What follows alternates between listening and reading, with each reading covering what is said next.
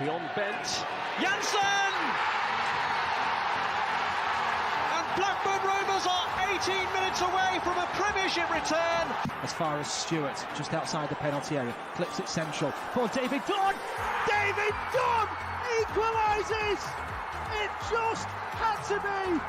Dax corner and it goes. Glance towards goal! And Rovers have taken the lead!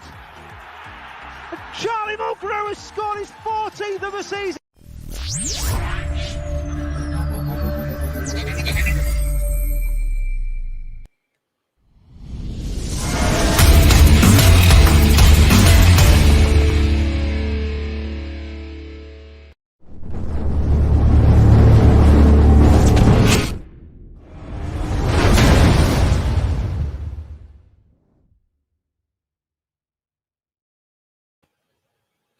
Hello, Rovers fans, and welcome to Transfer Deadline Day with us at Rovers Chat. I'm Ryan Hildred. We've got Joe Harvey in the top right. And as you can see, we've been joined by our very esteemed guests from the local press, Jacob Crook and Rich Sharp from Lancs Live and Lancs Telegraph, respectively. How are you doing, guys? How are you? All good? You're all alive, just about. Oh, yeah. Not so bad. Good stuff. Well, thank you all for joining us. Just want to say, first and foremost, a couple of things. FM Works, where are you? There we go. Thank you ever so much for the super chat right at the start of this stream, $17.99. A bit of funds towards tonight's transfer budget. Have to just straight out thank you for that.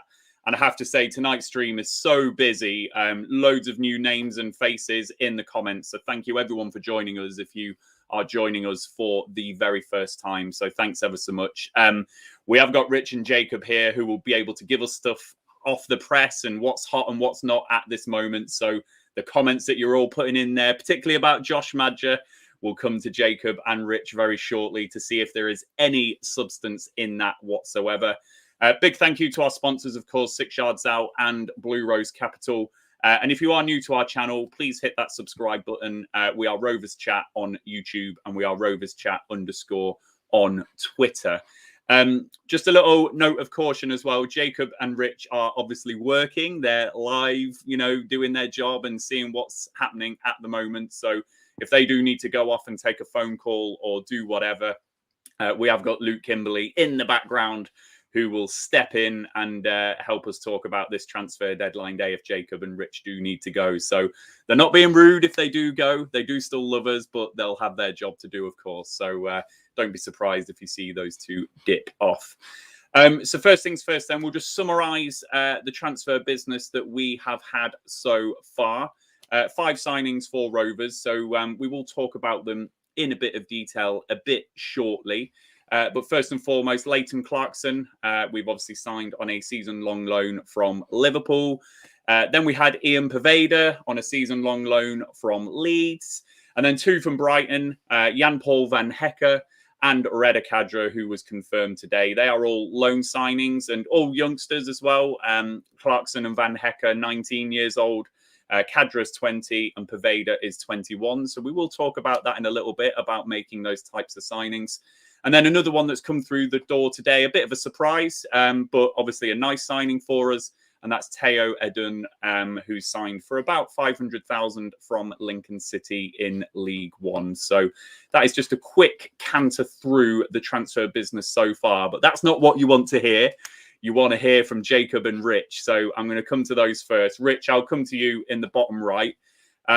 First and foremost, is there anything in the pipeline at the moment? Anything that you're hearing from the club? Anything being worked on? And to put the viewers out of their misery, anything in Josh Madger at this moment in time? Literally, I think every fan of any championship club suddenly wants Josh Madger. It seems to be the new name on everybody's lips. West Brom look like that they're the main one that's in for him at the minute. But, I mean, the numbers are just bonkers. So good luck to anybody who's looking to do that, and particularly at this late in the window. I think whether he's just become available or whether what's changed for him to suddenly be the name on the block. But yeah, I'm not sure where Josh Madger's going to end up, but certainly don't think Ewood Park's his destination. Jacob, I'm just going to come to you very quickly because Callum Rovers made a prediction here. I'm expecting Rich and Jacob to pour cold water on Maja. So you're going to complete the set and pour that cold water on Josh Maja based on what you're hearing and what you've got. Yeah, it's going to have to be ice cold, I'm afraid. Yeah, I'm the same as Rich. I've had like quite a few messages and I've not heard anything to sort of back any interest up. Yeah, West Brom is seemingly the latest club on the scene. I was just checking it out actually, and they seem to be on the case with that one. There's also a club as well, I think from Belgium as well, looking at that. But yeah, as Rich says, I've not heard anything from a Rovers perspective. I'm afraid. So I'm sorry, Rovers fans. We're going to park Josh Maja for now unless something incredible happens. And we've obviously got Rich and Jacob in the right place at the moment if something was to happen in that regard. Rich, I'm just going to come back to you, though. I think everyone wants Rovers to sign some form of striker in this window. We obviously lost Adam Armstrong. We're not saying that we're going to replace the 29 goals of Adam Armstrong, but I think a lot of fans do want a striker signing, just someone to boost the numbers. The name that's been doing the rounds a lot is obviously Michael Obafemi. What's the latest with him, and what's the latest in general on the potential for an attacker for Rovers? It looks like several different plates have been spinning, and as of 10 minutes ago, nothing's yet to drop. So that's why we find ourselves at coming up 20 to 9 with nothing in there. When Mowbray said about Obafemi being off the radar, I never really quite bought that as much as others, purely because one thing we've learnt with Mowbray is he very rarely turns away from a target that he's looked at for a long time. He said he'd looked at Obafemi for 3 months when he confirmed it in probably earlier this month. So that shows how long they've been looking at somebody. He's clearly available. Swansea looked at him in January and he looked set to go there before he got injured. So they were always in for it. Obviously, Bournemouth seemingly were in for another attacker as well. And I think they've just been one who's balancing the books, really, which is where the Jamal Lowe thing came from. I put that out just because it was right that it was available. And I know I saw that Rovers were put off by his valuation, which I can't see they would have been at that price. But suggestion from Rovers is there was never any bid made for Jamal Lowe, so he wasn't the one that they were looking at. But I think the issue that pretty much everybody seems to be looking for the same player, and I think that's been a general theme of this window, even with the loan signings, is everybody's after the same players. Preston are probably finding the same with their look for attacker, and I think this is the difference for Rovers, where in the last few years they've never really needed to look for a striker or an attacker because they spent the money when they'd got it on Brereton and Gallagher in separate seasons. They then got Armstrong, they then got Dak. So this is probably the first time I can really remember a window where it's been, we need to sign a striker. There was a couple where they were always looking for backup to Danny Graham, and I think that was more a succession thing than, one for here and now. And I think that seems to be the issue, that Rovers have found themselves in a window where there aren't many moves happening. And they need to try and replace the second top scorer in the division. And I think that's why Mowbray's forever said that you can't replace Armstrong with the money that they've got.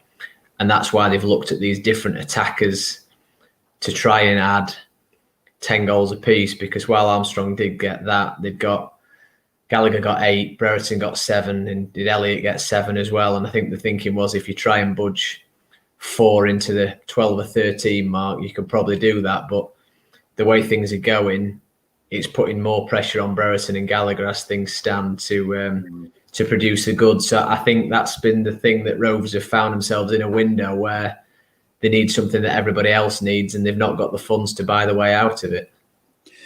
And Joe, just with what Rich just said there, I'm just going to bring you in just on that before I come back to Jacob and Rich on any potential. With what Rich said there, we cannot forget that Rovers have spent, a combined 12 million on Gallagher and Brereton, and that was going to catch up with Mowbray at some point, wasn't it? And if we're not going to sign another attacker, he's really got to have faith in these two that he spent good money on and playing them in the system that he has been playing them in. Really as fans and, as a team, we've now got to trust these two to get the goals for us, haven't we? Yeah, I mean, Poveda played in kind of the Dak role at Borough in the first half. It was very much 4-2-3-1. and I get the feeling that they see him as a central player. So, because everyone keeps saying we're signing too many wingers, probably maybe one too many through the door, but then Chapman's gone out. So I think they're probably all right, really. It just depends whether Gallagher's going to be viewed as a winger or as the central forward. And Mowbray said after that Borough game, if he keeps scoring goals like that, he'll play as the central striker. If they don't get the central striker they want, then I don't think there's much to suggest he won't play him there. So I think until Dak's back, I think I can see Poveda playing behind Gallagher, and then any of the 5 we've got out in those wing areas, really, whoever's scoring the goals at the time. Definitely. Jacob, I just want to bring you in because there's loads of names flying about in the comments. So, from your perspective and at Lancs Live, is there anything in Reece Healy? Have you heard that name mentioned at all? Anything concrete or solid in that one? I haven't. No, that was the name that Rich cropped up in July, if I'm right in saying. I haven't heard anything on Reece Healy, to be quite honest. Nothing in those. Rich, I'll come back to you in a moment. I'll just stick with Jacob. Other names, the 2 lads from Man City, McAtee or Delap, any potential late loan deals potentially there?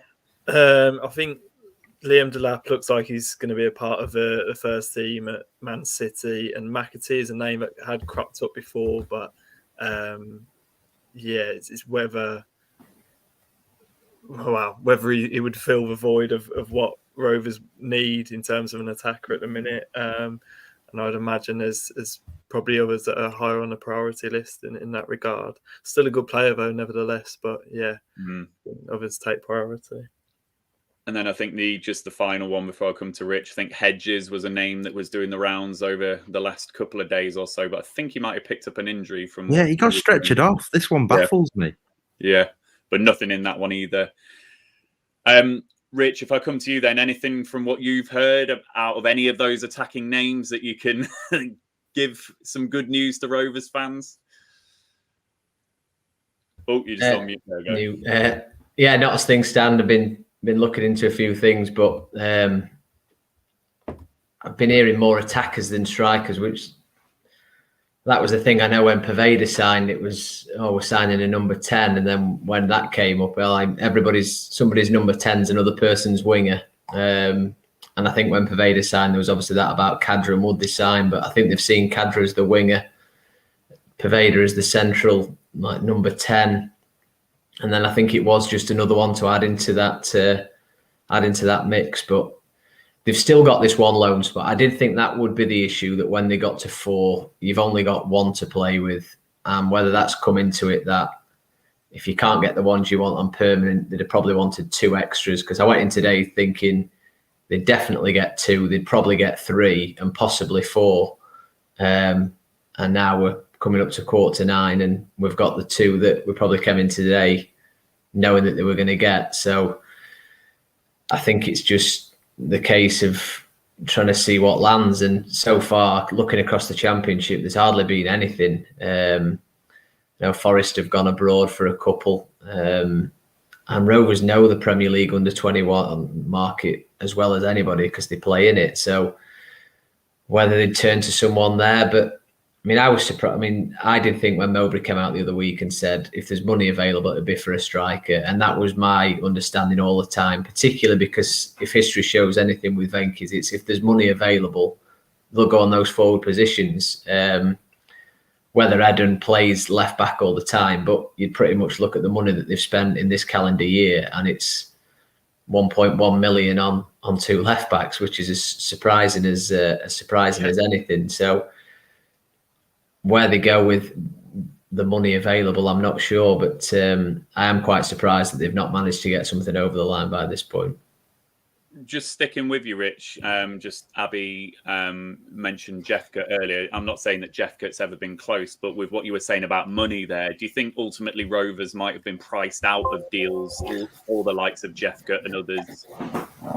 I'm not sure, really, because I think we've always seen that like the Eden one seems to have come fairly late in the window. Like last week, I think the first approach and contact was made. So I think there's always been the thing, if the right target came up, then then money would be available of 6-figure fees. And I think we talk about the profile of signing 23, 24 with growth to go. You look at Brereton, Gallagher and Armstrong, but it's a bit easier to do when obviously they paid good money for Gallagher and Brereton, and they'd obviously got that relationship with Armstrong as well. And obviously, as we saw later on, the reason they got him for 1.75 million was because there was a 40% clause in there. So, and everybody's in the same boat where they're all probably scrambling for the same players. And I look at, everybody keeps mentioning the two lads at Stanley, Charles and Bishop.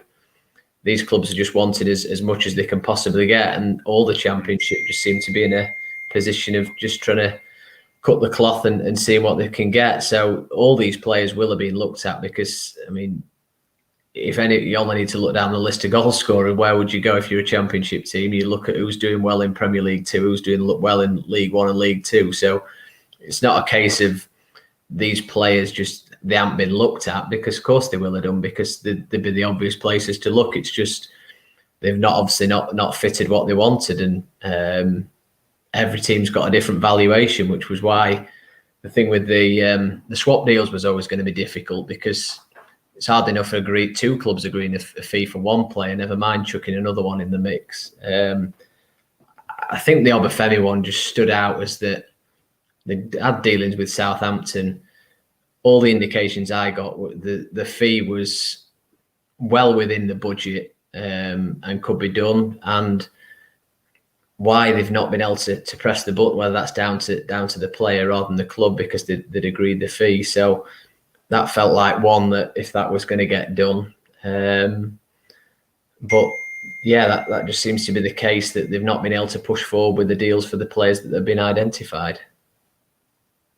Got some live news for Rich. So whilst he's checking his text messages, Jacob, I'll just come to you. So I think Rovers fans, you've got a good feel from Rich and Jacob at the moment that unless Rich has just received some earth-shattering news, there's nothing in the pipeline for Rovers at this moment in time. So it might be what it is. We'll move on to the outgoings in a moment. But Jacob, during this window, have there been any transfers from your perspective that Rovers have felt close to and they've ultimately ended up somewhere else? Were the names that you were just sensing that Rovers might just get a deal over the line? Who's in the here's what you could have won category? When the whole Obafemi situation was going on, at the start, it sort of had a positive vibe to it. It's a good feeling that they'd be able to get it over the line. There's no real suggestion that you wouldn't be keen on the move, and yeah, that was a positive one. Certainly in the first few days when it arose, that was one that felt like it could get over the line, but obviously here we are. It's not happened. Although I was just in reported fee for Swansea's apparently 2 million, so that's an interesting one there. There was another one. Obviously, Reader took his time with a 3-week delay on that one. So, but here we are. We're happy with that one. There is another one off the tip of my tongue that will probably come back to me. Dale? No, not Owen Dale. You're gonna have to come back to me. One earlier in August, but. Oh, you got me, bug me now. So unless I get a thumb up or a thumb down from Rich on good news, we're going to go to talk about outgoings. Anything? Yeah, no. Nothing. Somebody asking me if they're signing anybody. So it's nothing exciting. So Joe, I'm going to bring you in though, Joe, just to talk about outgoings. So we've had one confirmed today, which is Harry Chapman, which, a scour of Twitter and social media. This hasn't gone down very well with the fans, actually, particularly with him signing that contract extension or the 1-year contract extension just very recently. So where do you stand on this, Joe? Loaning him out for half a season after just signing that, how do you feel about this one? Well, I think they just didn't want to lose him for nothing. He's only gone till January. They'll probably then sell him in January with 6 months left for a couple 100,000. I can imagine, well, unless he goes to Burton and does, better than he did at Shrewsbury, and goes for maybe 500,000 or something like that. But I can't see it. But it seems to me a case of not wanting to lose him for nothing. The question to me is, why did Harry Chapman sign it? I can understand from the club's perspective why they'd offer it, because they can loan him out and then in January try and sell him. But if you're the player, either he's been sold a dream that he'll be able to fight for his place, or his agent just wanted a bit of cash. I don't know. Rich, just on that, what Joe just said, do you think maybe has Chapman signed on the basis that we might get a Pervader or a Kadra, not both of them? Do you think that's what's happened with this, and maybe we've just been presented opportunities? All I thought all along was, well, what I understood was that even though he signed, there was still a chance that he could move on this summer, and there was interest in him, because I know I get a lot of people are looking at it like he scored 7 goals in 20 odd appearances from a League One team. Ronan Curtis, for example, probably got 11. And that's somebody that Rovers would look at. Why would you not use somebody who scored goals in the division above? But we're going to be having this same discussion in January, because he's only gone on a 6-month loan. And he'll probably do well in League One again. And then we might be in the same situation again. And then we'll probably be judging that against how Kadra does. So the Harry Chapman thing has been going on it fascinates me, just like how long this has been going on for. Like, even when he signed, he was like this enigma of get him into the team, and then we never really saw him. I think you've got to understand that the manager knows him very well, as a personality, and sees him every day. I think that's something you always need to understand, that there's more to this than just his playing time. But the thing that's always got me with Chapman is whenever he's struggled to get on the bench, but normally when he gets on the bench, he gets on the pitch. So I think he's one of them where the manager looks behind him and he will often go for him. And there was a host of league. He could have virtually had the pick of League One with who were after him. So he's certainly got something that clubs are looking for. Rich, he's 23. I know there's like rules on kind of compensation fees for players under the age of 24. He turns 24 in November. So that means if we do lose him on a free in January, there's going to be nothing in terms of compensation for him either. Is that right? If they lose him in January, they won't be able to lose him in January because they'd have to buy him. But there's clubs could approach him like as on a pre-contract. But yeah, if it got through to next summer, which is the same with Nyambe, if you're 24 by the end of your contract, then you're classed as been a free agent, which is what like Ryan Wintle, who left Crewe, and Perry Ng, they were the same things, which is why a lot of clubs have looked to cash in January. And I think that could be that Rovers are thinking, unless he's going to go to Burton and come back, you find it hard to think he'll do better than he did at Shrewsbury and, come back straight into the team. I know obviously there was the summer break last time. And if he'd have scored 7 goals in the first half of the season and then come back, would he have had a chance? But that seems to be the reading of the situation, that he signed this 1-year extension, which will take him through to the end of next year. He'll be 24. And to be fair, he's got to think about himself. Like we're thinking about from a club point of view. Harry Chapman now has got to look at this as a chance with Burton. He's forged a bit of a reputation himself in League One. And good luck to him. I hope he goes out there and does well. And Rovers have obviously made the call for them, that they feel the options they've got are right for them.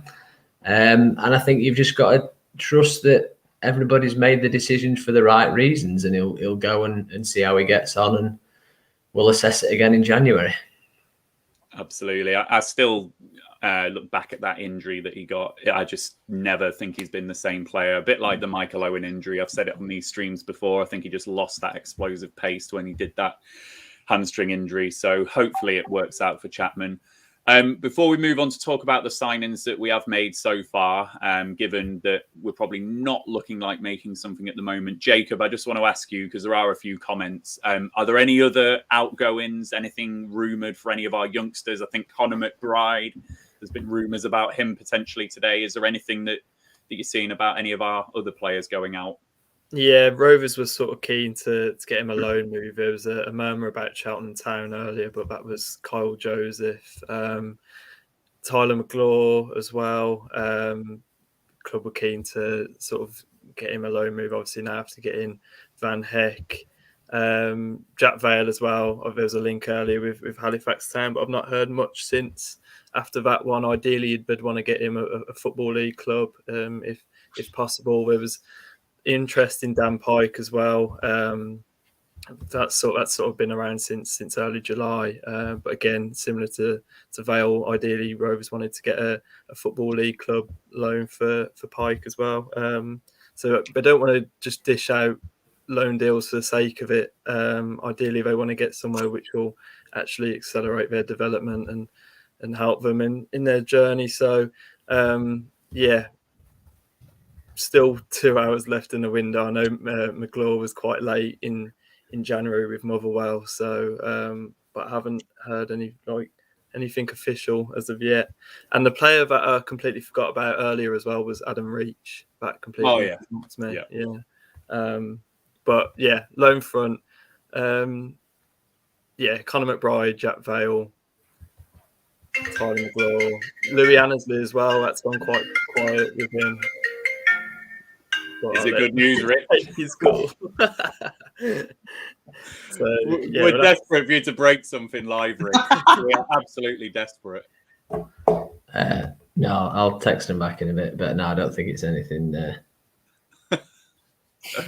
So sorry, Jacob. We were disturbed by Rovers Chat's very own Jim White. So you said Jack Vale, Tyler McGlaw, Conor McBride.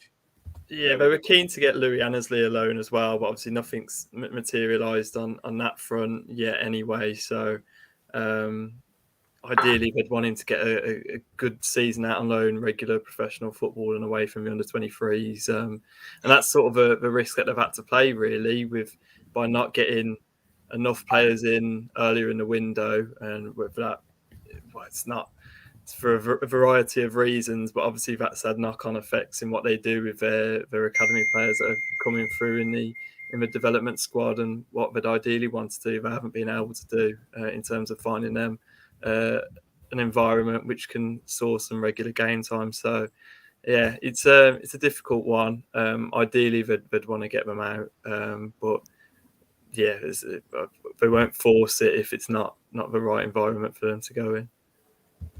Right, and just a quick one from me to you. Obviously, there's frustration if a striker doesn't come in. Do you think it's honourable in any way, the new, because all of a sudden we've signed Teodun, funds were made available because it's a young player in his prime available at a cheap fee. If Rovers' business going forward is only going to be that we buy when it's right, is that an admirable policy? And as much as it's frustrating to not spend big, can you get behind that? Because I feel like I can get behind that. I can get behind it, and I think the thing that Mowbray has always done, and if we reflect on most of his transfers, most of them have been good. There's been a couple of clangers in there, but most have been good for Rovers, if we're honest with ourselves. He does his due diligence on the character of the person, doesn't he? So it's really interesting hearing Jacob and Rich talk about Obafemi and how advanced that might have seemed. There might just be something in that deal that Mowbray doesn't feel that Obafemi is the right person for the dressing room, the right person for the team, etc., etc. So I can get behind it, because let's be real about where Rovers are at the moment. We've got 10,000 people going through the gate at Ewood Park. That's one of the lowest attendances in the Championship. We're heavily in debt, and we're on the FFP breadline, so to speak. So every pound that we use, we have to use sensibly. And even though we have just sold Adam Armstrong for that amount, we've not seen much of that money, have we, in terms of the profit that Newcastle got? I think it's why I'm surprised that nothing came of Owen Dale, because Owen Dale, to me, screams very similar to Pickering and similar to Eden in terms of a player that seems to be available at a six-figure fee, young with potential, but doing all right already, a step below. I'm surprised that nothing's really come of that. I know Blackpool have had interest as well. I don't think anything's going to come of that now. I don't know if you two have heard anything on the Owen Dale front. No, but weird things with agents are happening at Crewe, like the Charlie Kirk thing in January as well. They seem to think they've got these clauses written into the contracts of when they can leave, which I think was the issue with Pickering. He'd got this clause, and then it just becomes a bit more complicated than you think. But yeah, another one. They'll have watched Kirk. Well, they did watch Kirk. They went live to watch him. And Dale, people like that. They'll have looked at all of these players, and there'll be reasons why they've not done them. I can't for the life of me think there's the missing players. I think that's just wrong. And people say, oh, why have we not gone for them? I think you'll always you'll always miss out on players, but you'll always know about them. Like, nobody can do anything. Nobody can play well for 2 games in a row without being linked or the name being put out somewhere. So I certainly can't think it's a case of the names aren't out there or they're not knowing these players. I think that they'll just have the reasons why they aren't moving for these players. Maybe they take too long to get them done. I know that's been a criticism of Rovers in the past, that they've not moved quick enough for players, and others have stepped in. And when it gets down to money, I think at the minute with where they are, there's a pull that they're shopping in. The fact that Armstrong and Gallagher took pay cuts to come here, and they were less than fringe players at Premier League clubs. So, but equally, I don't want to do this as like this is some underdog story. Like, it's Blackburn Rovers at the end of the day. They are where they are, but there's a massive history behind the club. They've got billionaire owners, so this isn't a plucky Wickham story. And I feel like that's been a part of the season so far. Like the points that they've got away from home, it's been brilliant to see how they've scrapped their way to results. But the club needs to strive for more, and I think I can understand the frustration of the fans who would be saying, "Look, we've sold our main man," but equally you've got to understand the others who are saying, "Well, they've not sold a player since David Reyes." So there's so many different arguments, and from speaking to fans and reading what they say, I can understand most of where they're coming from, to be honest. And from speaking to the club, I know they're trying to do the best they can, because why wouldn't they?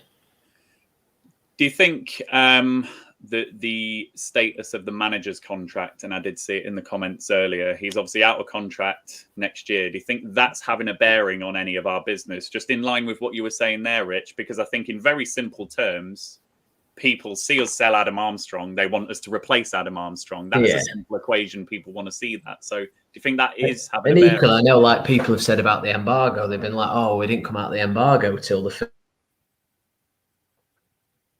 Ooh. We've lost him. Is he gonna return? He's frozen in time. You're back. Sorry.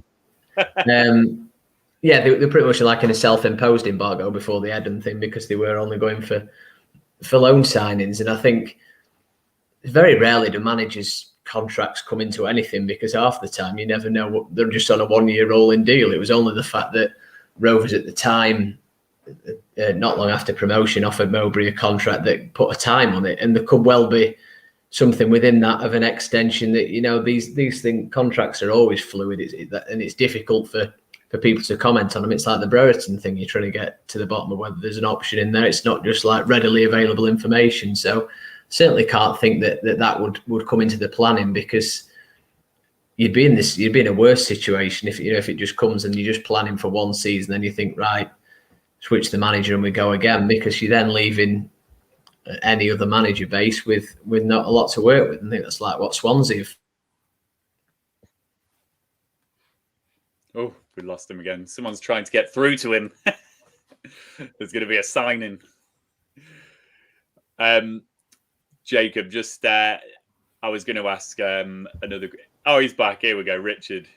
Yeah. So no, I don't think that would have much of a bearing on things, and because the manager obviously knows the position of the club and what the results were last year. He's not daft. He knows that. He said that about Houghton when the Forest fans were calling for his name, that a few bad results go against Rovers, and that could be the same situation. So, and he's been the one working with the recruitment to try and bring the players in. So I can't see why he'd not want to push for the best he could get, because he knows he's going to get judged on the results that are based upon the players that they can bring in. Absolutely. Jacob, before we move on to talk about the actual signings that we have made, I just wanted to ask you about what this window has been like compared to others that you've been involved with, because I was always thinking that Euro 2020 was going to have some form of impact on the window overall. If we think how late Jack Grealish signed for Man City, for example, and then just the general hangover of the pandemic and club finances and all of that. Has it felt different for you covering this window? It hasn't felt too different.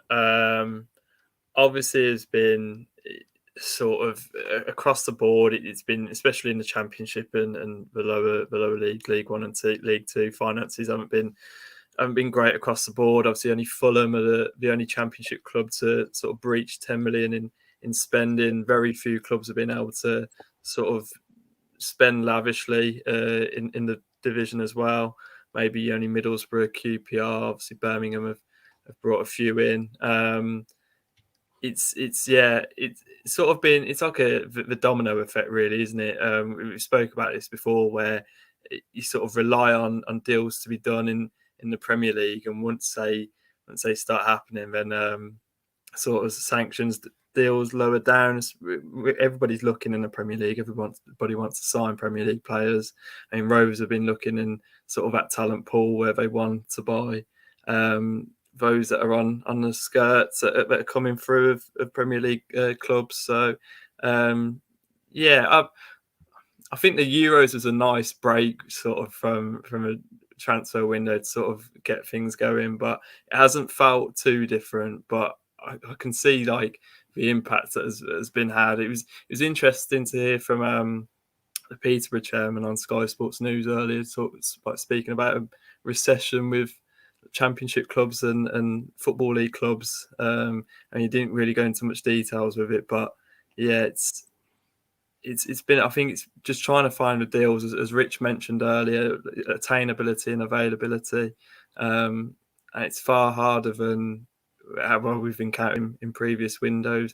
I wouldn't say it was any different now. Obviously, like last season as well, last summer, it was all late and frantic. So, got to enjoy that. Absolutely, you have. And Joe, I've just been drawn to a comment here actually from Sean. I'd be happy-ish with the business if it wasn't for all the contracts of first-team players ending next year. Just worry there's no long-term planning, and if Nyambe, etc. leave, we're in trouble. So, if this was to be our business, and then a few weeks down the line, let's say Rothwell signs a new contract, Brereton signs a new contract, Lenihan signs a longer-term contract, are you feeling more comfortable as a fan if we've done that? Well, in that hypothetical scenario, yes, but I don't get the gist that finance is the reason that Joe Rothwell and Ryan Nyambe haven't signed deals. I think the players don't want to sign the deals, is the gist that I'm getting. I think it comes down to how much the player and their agent value their wage at and what the club value their wage at. But I think Rovers have probably got enough money to table a decent offer to both of them. So I don't know whether our business in the window really has much effect on whether they sign. I think it comes down to whether they want to sign. So, yeah, I mean, the other guys are probably going to have more knowledge on that, but very much get the feeling that there's agents at play, especially with the Nyambe situation and the extension that then got done. So, yeah, hypothetically, yeah, it would be great if we got players signed as a result of doing a little bit less in the transfer market, but I don't get the feeling that that's a real domino effect. Rich, is Joe's assessment of things there fair? Is that your take? Yeah, I just get slightly uncomfortable. The just throw it at the agent. Like it is quite an easy thing to do, and if you're not involved in the negotiations, it is quite an easy thing to throw. I know there's obviously the thing that Rothwell ran his contract down at Oldham, at Oxford. Sorry, and looks like could well be doing the same again. But speaking to Mowbray, I think is realistic that it is those second deals that you're getting players to sign, and players have got to look at the club and view it as where do they see their careers going, because they've probably only got a couple of moves in them. If you stay 3 or 4 years at a club, you soon like down the line with that. So the players have got to think carefully about where they're going. And I think if it gets to this situation where they've got a chance to think about it, then that's just when you put yourself in that kind of situation. So, and Rovers won't be alone. And I think, what was the Dak signed his contract in December, and then since then, really, there's not been a great deal of movement on that front. And I think if it wasn't for Dak's injury, then he'd have probably been thinking about moving on, and Rovers would have been planning for life without him. So these things do move in cycles, and every day that passes, somebody else's contract's running down. So I don't know what the resolution is really, without chucking a load of money in, and equally financing the replacements, aren't you? So that needs to be factored in. But it's difficult to comment if you don't really know 100% the numbers that you're kind of talking about, really, and you don't really, whatever offers are out there for them that they could take up. Definitely. Very shortly, we're going to do a little refresh of the panel on this show. We're going to be bringing in Andy, Dirk, and Ian just to give their views on the transfer window and hopefully a bit of the season so far very shortly. But Joe, I do want us to talk about one signing that we have made, and it's the surprise signing of the window, and it's Teo Edun from Lincoln. And thank you for your fantastic graphics as usual there. So you've obviously covered a bit of the stuff on the Rovers Analytics account, some of his video clips and things like that. And I spoke to a Lincoln fan last night to get a verdict on him as well. And that video will be released soon. Very highly rated by Lincoln City and adds versatility to the squad. And we know that Mowbray loves his versatility when you think of players like Elliot Bennett, Joe Rankin-Costello, John Buckley, who've all done jobs for Mowbray in different positions. What's your view on the signing? Particularly as Rich said earlier, that it's looking like 2 left backs are our only cash signings of this window. Well, on that last point, I think left back's historically been a really poor area for us. So to have 2 young, high potential players fighting for that position, I think is great. But personally, obviously, I've done a little bit on the Rovers Analytics channel. I haven't actually done a full analysis on him yet, even though I promised that I would. But transfer deadline day has taken priority, getting everything ready for this show. But from what I've seen and from what I've heard, I think by the time that Teo Edun's career is over, I think he'll be a central midfielder. It's where he started, and I think if he gets the right tools together throughout his career, I think it's where he'll end up. And from what I can see, he's definitely got the ability to do it.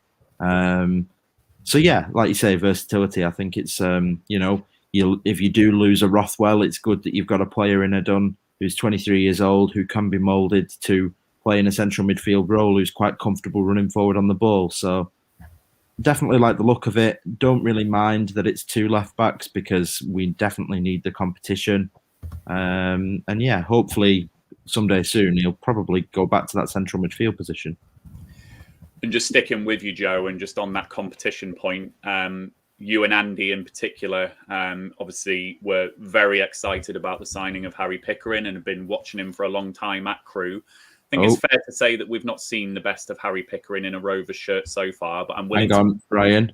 Oh, hello. I reckon we might. There's a bunch of comments coming in. I think something might have just broke Rovers transfer news wise. Shall we wipe a graphic across? Why not? Get a graphic. There's something coming on the rumour mill. A lot of people asking about Ollie Burke. I'm sure Rich and Jacob are going to say, no, go back to bed. But there you go. Must be something that's come out on social media or somewhere. Rich, you're muted. Come on, Rich, give it to us. Sorry. No, just the latest name. It seems like he's available. I know a lot of people were saying about Brewster going from Sheffield United. I think they've got a few strikers they'd be willing to let go, and I think Burke obviously would fit that attacker mould, wouldn't he? I mean, he was probably the Brereton before Brereton, wasn't he, at Forest? So would certainly fit that mould of an attacker. So yeah, wait and see what comes of that one. But he's certainly the name that is doing the rounds. So we will watch that one. So Joe, I'll come back to you in a moment. Jacob, Rich, we might well be getting you back on the show a little bit later on if Ollie Burke does land. So please keep your diaries free. Joe, just to finish with, just on the Edun, we were just talking about the competition for Harry Pickering. Yeah. And I think the thing I like about this signing is it kind of gives some competition for Pickering without just signing another left back, because we can all just say, oh, he's a midfielder, but actually if he can play left back as well and Pickering's form doesn't improve, it's just a subtle way of giving him some competition, isn't it? Yeah, I think I really like Harry, and I was really happy when he came. And everything about what I saw of him screamed he's going to do really well. Probably not quite happened in the same way yet, but it's early days, you know.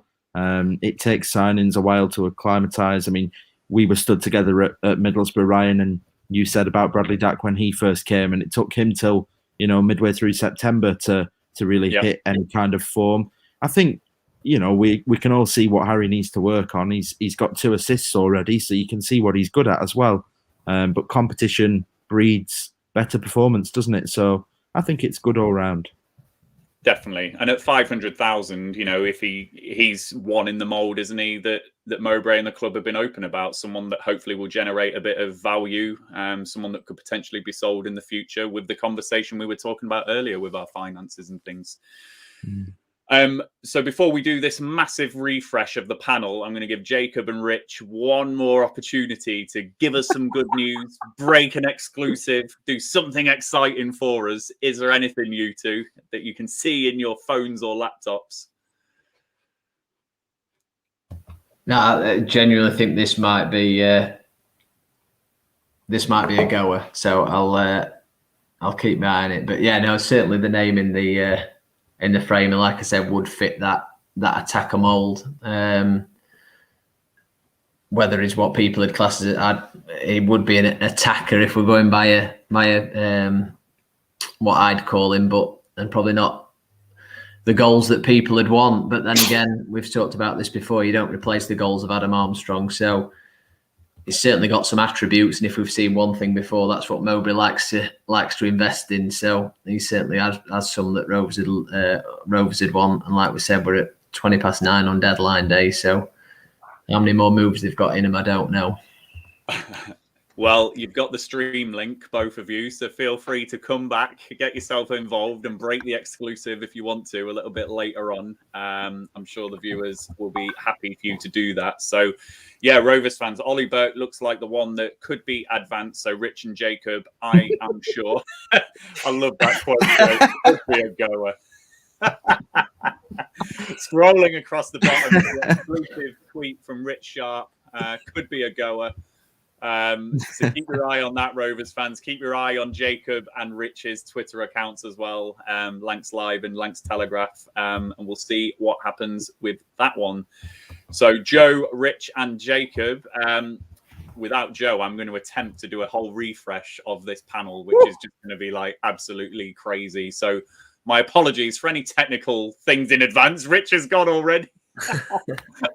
It's going well. It's going well. It's going well. So he went before I even clicked a button, so that wasn't my fault. So I'll say goodbye to you two. We'll whack on this one, and we'll do a refresh of the panel. See you later, Joe. See you later, Jacob. See you later, guys.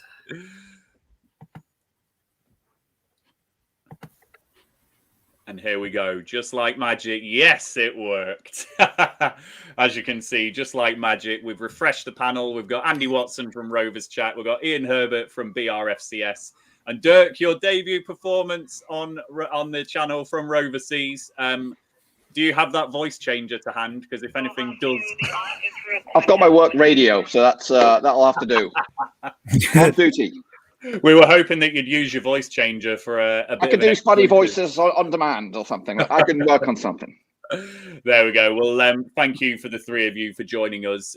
We had every intention of talking about the season so far on this show. That might get squeezed to the end because it's been quite an exciting afternoon for Rovers. So been slowly making our way through the rumour mill and through what Jacob and Rich have got to tell us. And we've just spoken about Tayo Edun.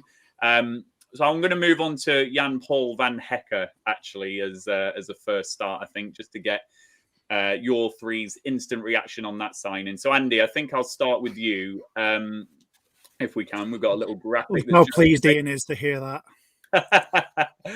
There we go. So central defender, obviously on loan from Brighton, another youngster on loan from the Premier League, but someone who's going to add hopefully some competition and some quality into our backline.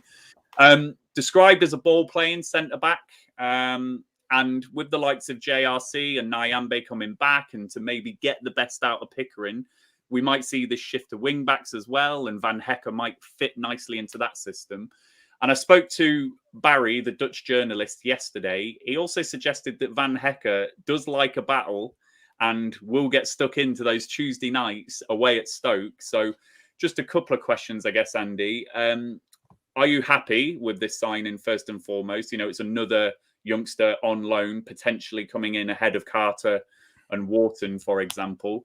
And with the fact that he's up for a fight, up for a battle, he's someone out of the cloth of Mowbray, isn't he? And someone that might provide a bit of cover for Ayala. Yeah, absolutely. And I've, as you would expect, probably why you've got me on here, is that I've looked at the data for him over his he's played 50 games in his career, senior games, and I've got the data from all of those and taken them down and compared them to the Championship centre-backs. I will caveat that in a second. But he comes out incredibly well across ball carrying, ball progression, but also, like you say, in those battles as well. Very high win rate in aerial duels and also in defensive duels in general. So all the data is there, which is why Brighton have signed him, because Brighton have got a very data-heavy recruitment policy and also a very progressive one, in that they sign a lot of young players from the continent. We've seen it again today with Abdallah Sima. And often they're sending them out on loan now to develop them rather than developing them in the under-23s or in their senior squad. And then sometimes they're coming back to Brighton and making an impact, and we've seen that as well. So I think that's what they're hoping for. I doubt this will be his last loan either. They like to keep them going out on loan to develop, which means that they want to get him some game time. And if he's going to get game time, it's not going to be in a back four, in my opinion. I think we've seen now that Lenihan and Ayala is the preferred two. If we go to a three, I would expect Van Hecker to come in and be that third one ahead of Carter, as you said, and we'll see what happens when Scotty Wharton comes back. But that's a long time that he's been out now, and you wouldn't expect him to come back straight away and fly in at the top of his form. So I think this is a smart signing in terms of bringing that cover in. And you know, I'll be surprised if we see him and he turns out to be a complete dud. But you never know until he starts playing. And that caveat that I mentioned earlier is that the Dutch league is not comparable to the Championship in terms of the way that it's played. It's a lot more technical. So those dual numbers, they're not sustainable in the Championship for me. So we'll have to see, as we did with Jared Branthwaite and Taylor Howard-Bellis last year, until they actually get into the team and start competing against the likes of Kiefer Moore, if he's still going to be around. Wolves have been sniffing around him. So, but you know what I mean, the physical strikers of the Championship, you know, the proof will be in the pudding, but at least it does allow us a bit more tactical flexibility, which is required, and we struggled for against Middlesbrough on Saturday, trying to just scrape together some players to play in some positions. So in that way, it's a positive signing. And Ian, just to come to you, Hayden Carter started the season pretty well, and Scott Wharton, until his injury last season, you know, seemed to come back a different player for Rovers. So are you concerned about us making a loan signing from a Premier League club that potentially pushes Carter and Wharton down the pecking order with what Andy's described there? I think we need cover, don't we? We know enough about Ayala, his injury record, and Darragh Lenihan is not averse to getting the occasional suspension. So I think you need cover. I mean, he's just this season's Tosin, Branthwaite, Harwood-Bellis, isn't he, in that respect? I'm grateful that you went to Andy first for the statistical detailed analysis.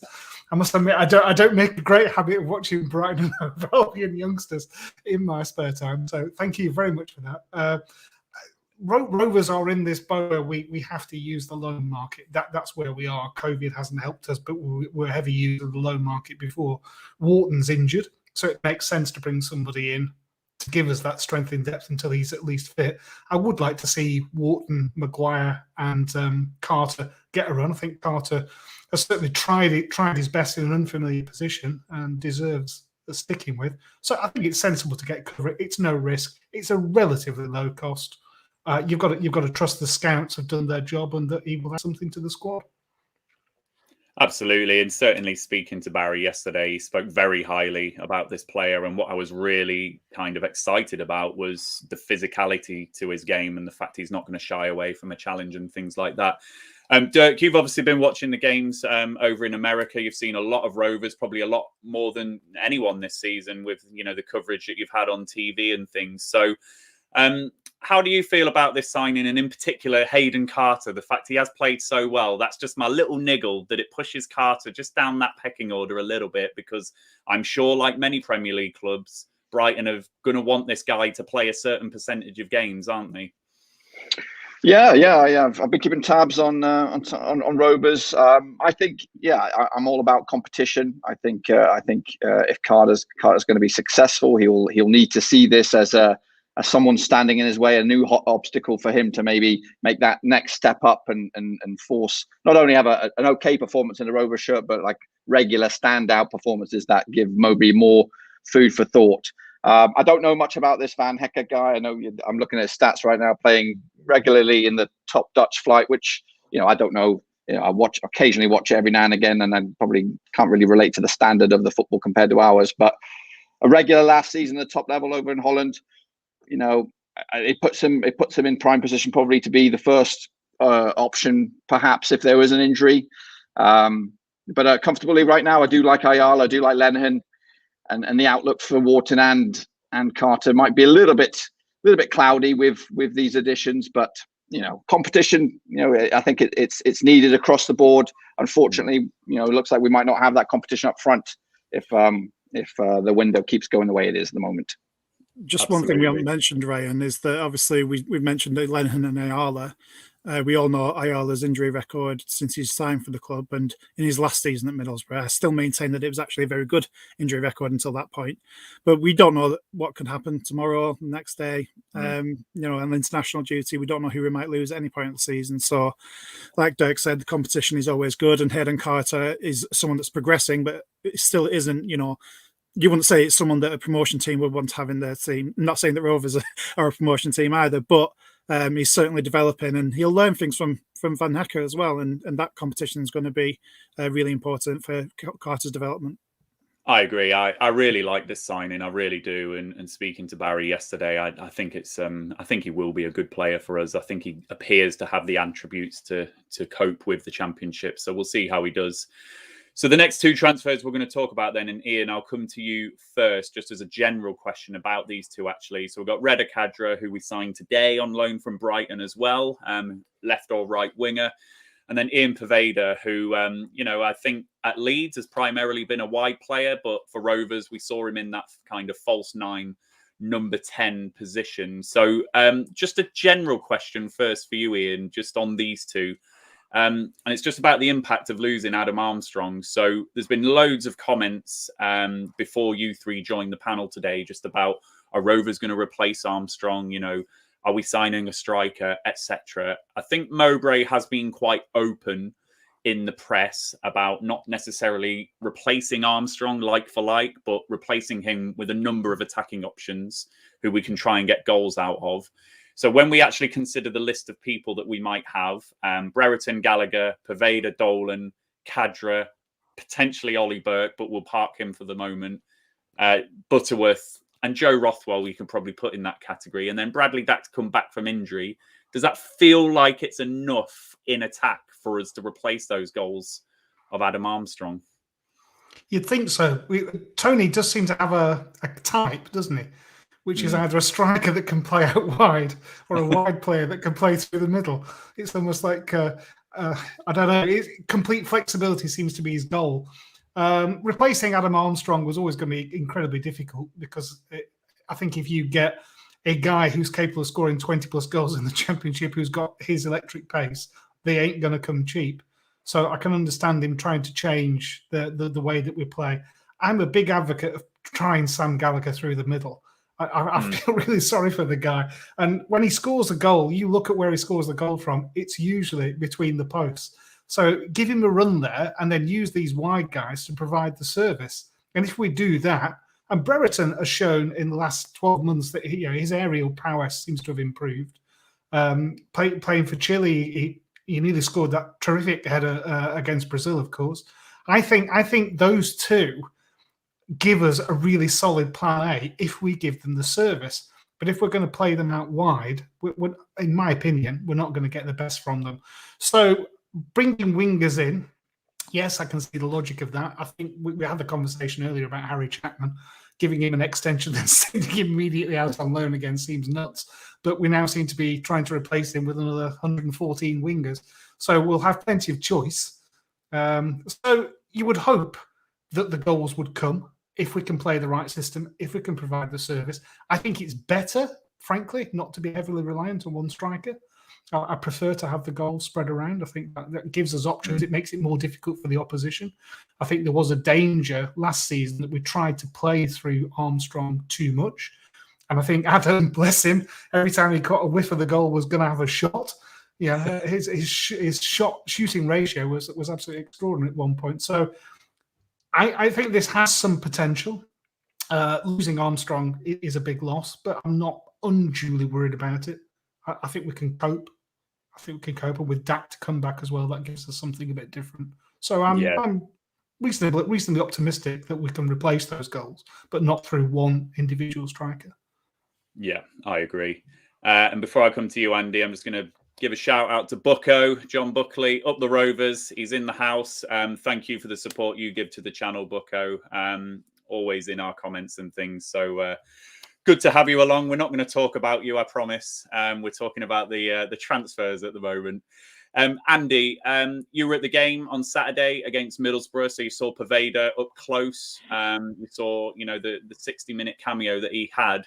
I was really impressed with the physicality of Poveda, actually. And even when you compare Poveda to someone like Leighton Clarkson, bless him, who probably just needs to bulk out a little bit more, Poveda looks like, to me, he's going to be a tenacious little player for us. He's going to work really hard up there. So based on what you saw on Saturday and what you might have seen in stats and historically, how do you feel about the Poveda signing? I don't think I don't think you survive in a Bielsa environment if you don't have that hard-working attitude and the ability to contribute to the team outside of just what you do with the ball. However, what he does do with the ball is probably on a higher level than I would say almost anybody else in the squad that we currently have. And that was evident from the very first touch. I turned to you and said, he just plucked that Kaminsky hoof that came down with snow on it, just caressed it down onto the floor. And he's clear that he's going to be someone who's going to want to play it along the floor. What we do need is more players along his wavelength, which was clearly not the case on Saturday. So we're going to need to work on that, and all these other signings that have come in are going to have to work on that as well. And it's thankful that we've got this 2-week break now, which is nicely timed and able to bring that together on the training ground before Luton. Obviously, it's not going to be the finished product there either, but we'll work towards that. And so hopefully we can combine something that we've seen over the first 5 games, which is the hard-working aspect of it, and Poveda will contribute to that. But also combine it with a little bit more of what we expect from a Tony Mowbray team in the past, which is some good football as well. Not that we need to see that, but obviously it's nice to have the two sides of it coming together.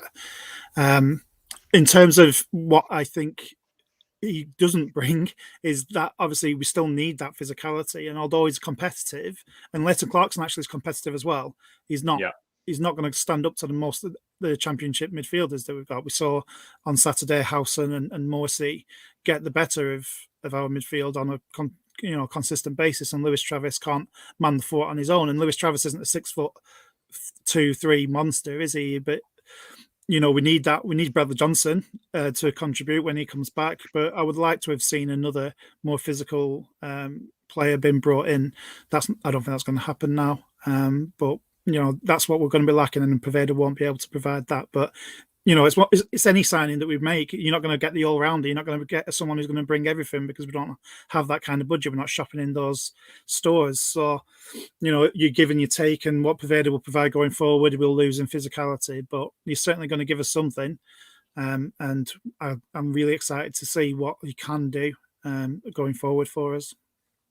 Absolutely. And Dirk, I'm just going to come to you on the other attacking signing. So Reda Kadra here. So Rich Sharp has covered in a lot of his articles that Poveda, as we saw on Saturday, is probably going to be more central, more in that number 10 area, and Khadra is probably going to be more of a wide player. So what do you want to see from Khadra? You know, what have you seen in Rovers over the last couple of years that you think Khadra can bring to us? How do you want to see him deployed? Well, hopefully, if he is deployed on the right, then one of the big, tall, lanky player forwards can be going down the middle to be on the end of a cross or two or so. You know, we've got the height in the squad, especially in Diaz and Gallagher, and we're not really using that at the moment. They seem to be more often than not pushed out wide, providing small man Dolan in the middle, try to avoid a head in for that. So it's. And I hope to see something change in that regard. Maybe use those tall guys in the middle, and of course these wizards, the Khadras and the Povedas, to be the providers for that. Of course, I want to talk a little bit about on the previous guy, because he played quite a handful of games last time around for Leeds in the Premier League. So it's not somebody we're getting who's like a bargain bucket guy who's not in the consideration of his parent club. He's one that I think they've got high ambitions for. So I think it's that the Poveda one's a good pickup. You know, he was given a baptism of fire against Middlesbrough. I didn't think he was ready for that. I was quite, even though I was excited to see him play, I was just thought, you know, of all the games to be given your debut away to Warnock and his fanny pack will be was a tough one for him to experience. But he came out of it, I think, with the assist. With this new fella, you know, he's been in our focal point for a month or so. I think he's been teased to be making the deal. I was excited when I heard about it. Don't know too much about him, but coming from Germany, I think, or he's got German connections or whatever through the Dortmund academy. So he must have been given a good foundation of football basics way back when. And again, reading some comments on social media from Brighton. Is it Brighton fans? Yeah, Brighton fans have got high hopes for him as well. Hopefully he can have a good full season with us, and we can do what we did to Harvey Elliott a little bit, give him that year of experience that he's now. Because if you look at Elliott, you know, just the other day against Chelsea, he played a key part in that match.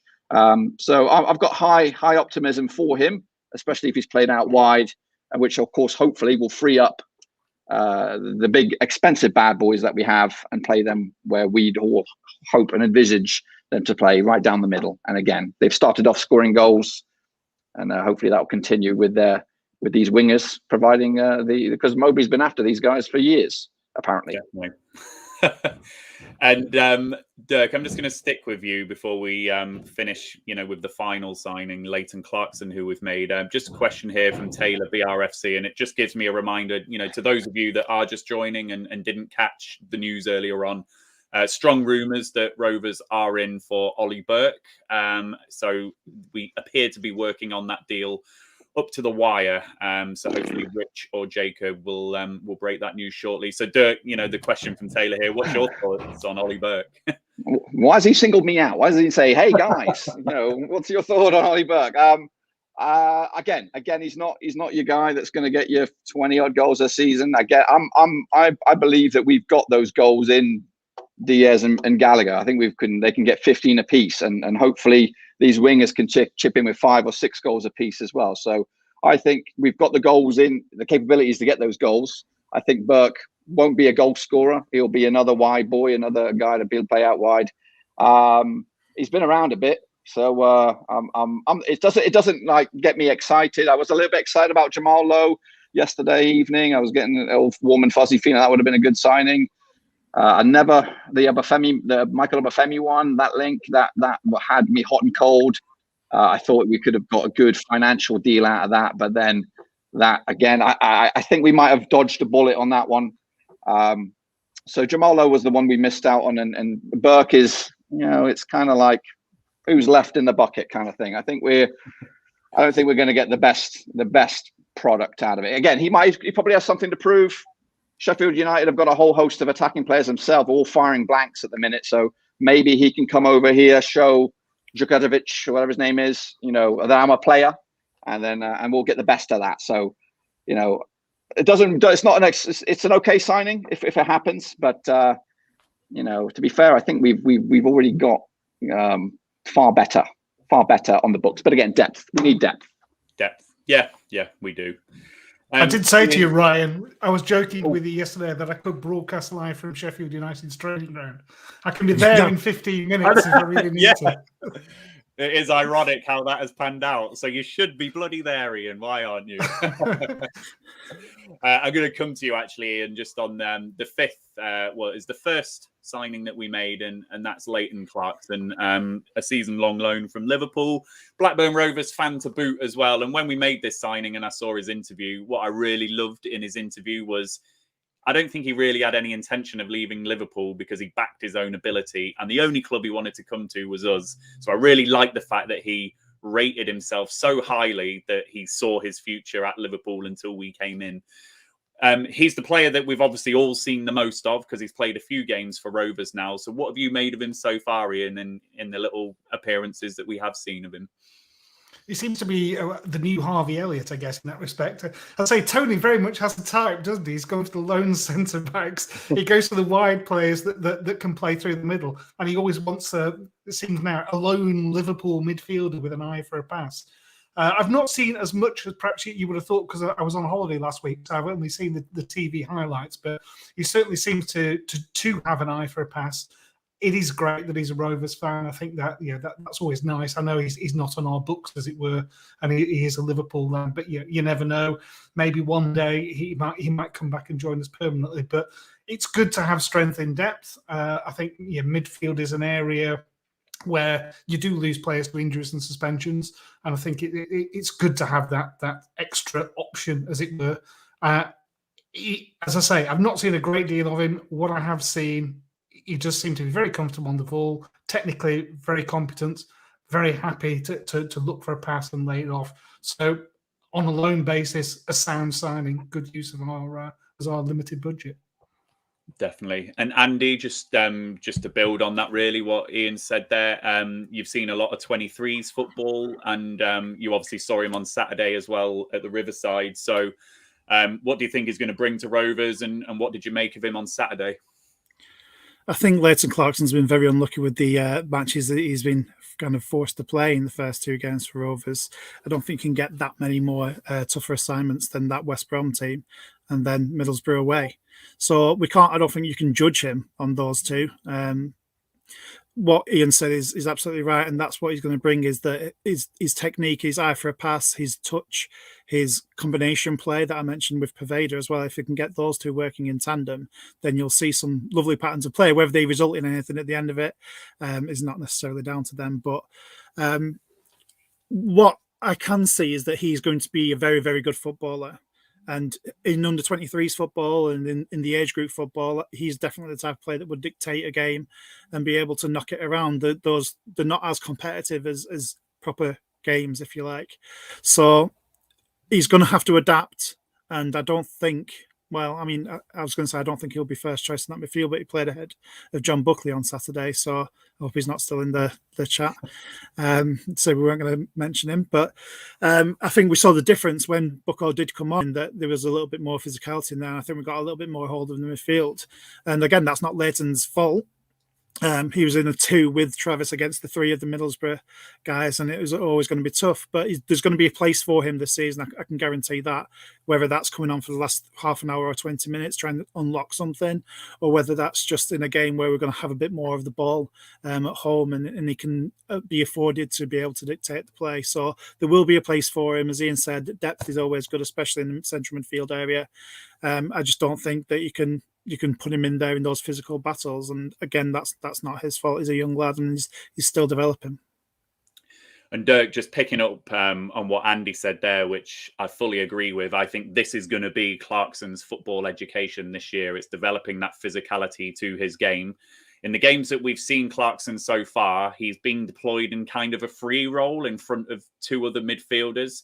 And I think when we reflect on all those signings that we've mentioned earlier on, when you think Paveda, Kadra, Diaz, Gallagher, Dolan, those positions kind of behind the striker are going to be really locked down. So for Clarkson this year, he's going to have to develop that physicality, isn't he? So he can play alongside Travis or alongside Buckley or alongside Johnson. That's going to be his education this year, isn't it? Do you think that's where we'll end up seeing Clarkson once Mowbray trusts that he's got him into where he needs him to be? Well, I hope so. I hope so. We're still waiting for Bradley Johnson to come back as well to provide a bit more support alongside Travis, which will, I guess, free up a bit more creative license for those other players, your Rothwells as well, who could also be pushed more further forward. And again, I think he's been occupying a side-by-side role with Travis over the past few games.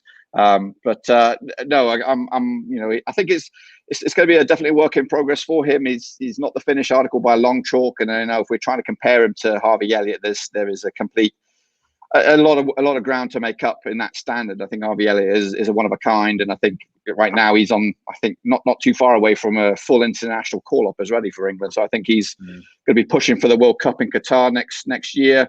As for Clarkson, it's the right place for him to make that journey. I know Mowbray has in the past brought in some loans that never worked out. Raheem Harper springs to mind. That ended up short, sharp, and I think it was like 2 games and he was done. I don't think that's going to be the case with Clarkson. I think, I'm hoping we don't rush him, and again, hopefully we will have all the other players coming back, and again, Clarkson will have to step up as well. Buckley, if he's listening, don't give up on the spot. It should be his to lose for the time being. I want Buckley to be fighting because he is our own.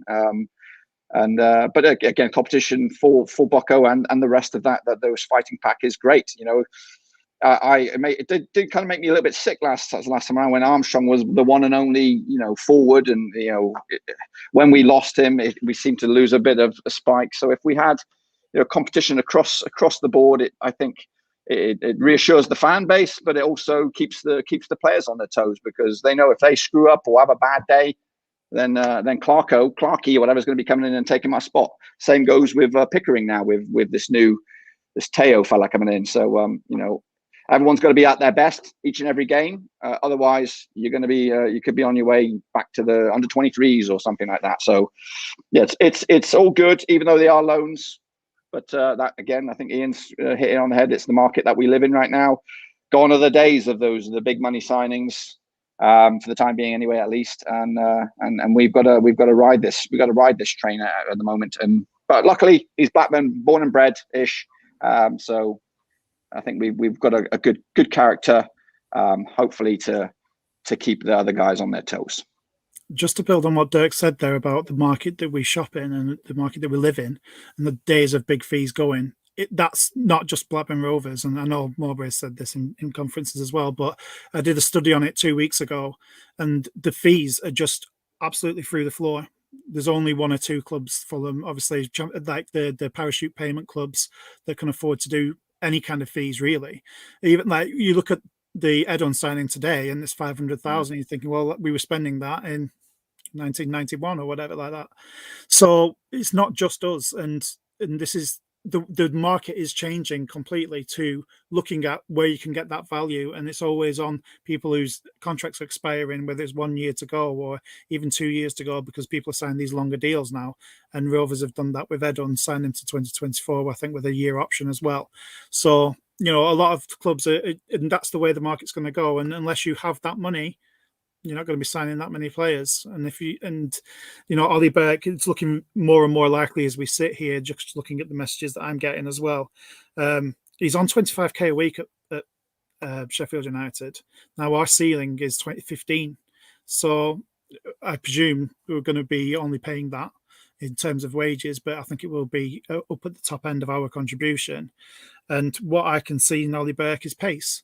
And I think that's the only reason maybe that we're like, there's nobody else interested either, by the way. So I think someone said in the comments Middlesbrough have pulled out. So it's a 1-horse race. So if we want him, he's ours. And it looks like we are going to try and take him, and it'll probably be a loan deal as well. He was the bright young thing when he went to Germany, for sure. And I think that there's people expecting him to maybe be a Scottish Jadon Sancho, but he's had a lot of clubs. Now, I'm always a sucker for that kind of a player, because I always like to think that we're the club that can nurture them and that can turn them around and make something of them. So it's 50-50. It's one of those. But he's on a low. It's a low risk. It's probably worth good clubs, though, Ian, as you've said. Like, he's been seen. Yeah, didn't make it at good clubs. Yeah, you should have a look at his stats right now on Wikipedia. Someone's had a joyride. Yeah. somebody's had a nice little. I've given him Mowbray Rangers as his first youth club as well, which people are saying that's why he's coming to sign for us, Mowbray Rangers in 2004.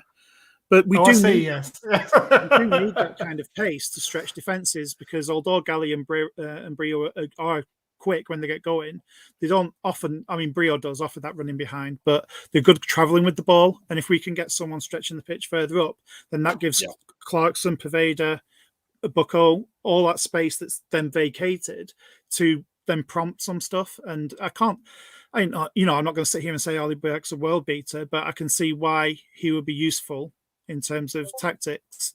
And yes, he's not a great goal scorer, but as everyone's already said, we need to replace the goals in the round, not with one person. And we also Andy, 1,854 goals in 25 appearances, according to Wikipedia, is a fair return. Yeah. Is it someone from Sheffield United trying to bump the fee up? Perhaps has been editing this. Yeah, it's a good thing about Wikipedia. Never trust it. We should screen grab that before it disappears. It just seems to be that, I don't know, he gets to 25, 30 games, then he gets moved on, it seems. So if he can give us 25 decent games this season, we'll take that, I'm sure. We will. And Joe... And 1,854 goals. Joe, just in response to what you were saying, Andy, if Bert comes, we have to commit to the counter-attack model. Had a great game versus Real Madrid during his time in Spain. So just picking up on your point about stretching the pitch and things. So as we look to wrap up this stream, etc., I just want to ask you three, really, we've gone through the signings in detail now, the 5 that we've made. It's looking like Ollie Burke is coming in as well. So it'll be 5 loan signings and 1 permanent in Edun. So just firstly, I think, I just want, Ian, I'll come to you first. I just want you to reflect on how you feel about our transfer policy now. We know that funds are tight. We know we're close to FFP. We know it's going to be frees and loans from the Premier League. But the thing that I picked out were the words that Victor Orta, the lead sporting director, made, where he said about Poveda, we feel Ian can make an impact here in the future. And we've been very impressed with how Blackburn have developed players such as Harvey Elliott of Liverpool. Now, Elliott's always going to be the kind of model loan signing for the Championship. He's a generational talent. But, we talk about clubs who have these fantastic models and get promoted and things like that. Brentford are always the one held up. Could we strike a little niche here with our available funds? If we are the club to send your youngsters to, could we just land on something here? What's your gut feel about that?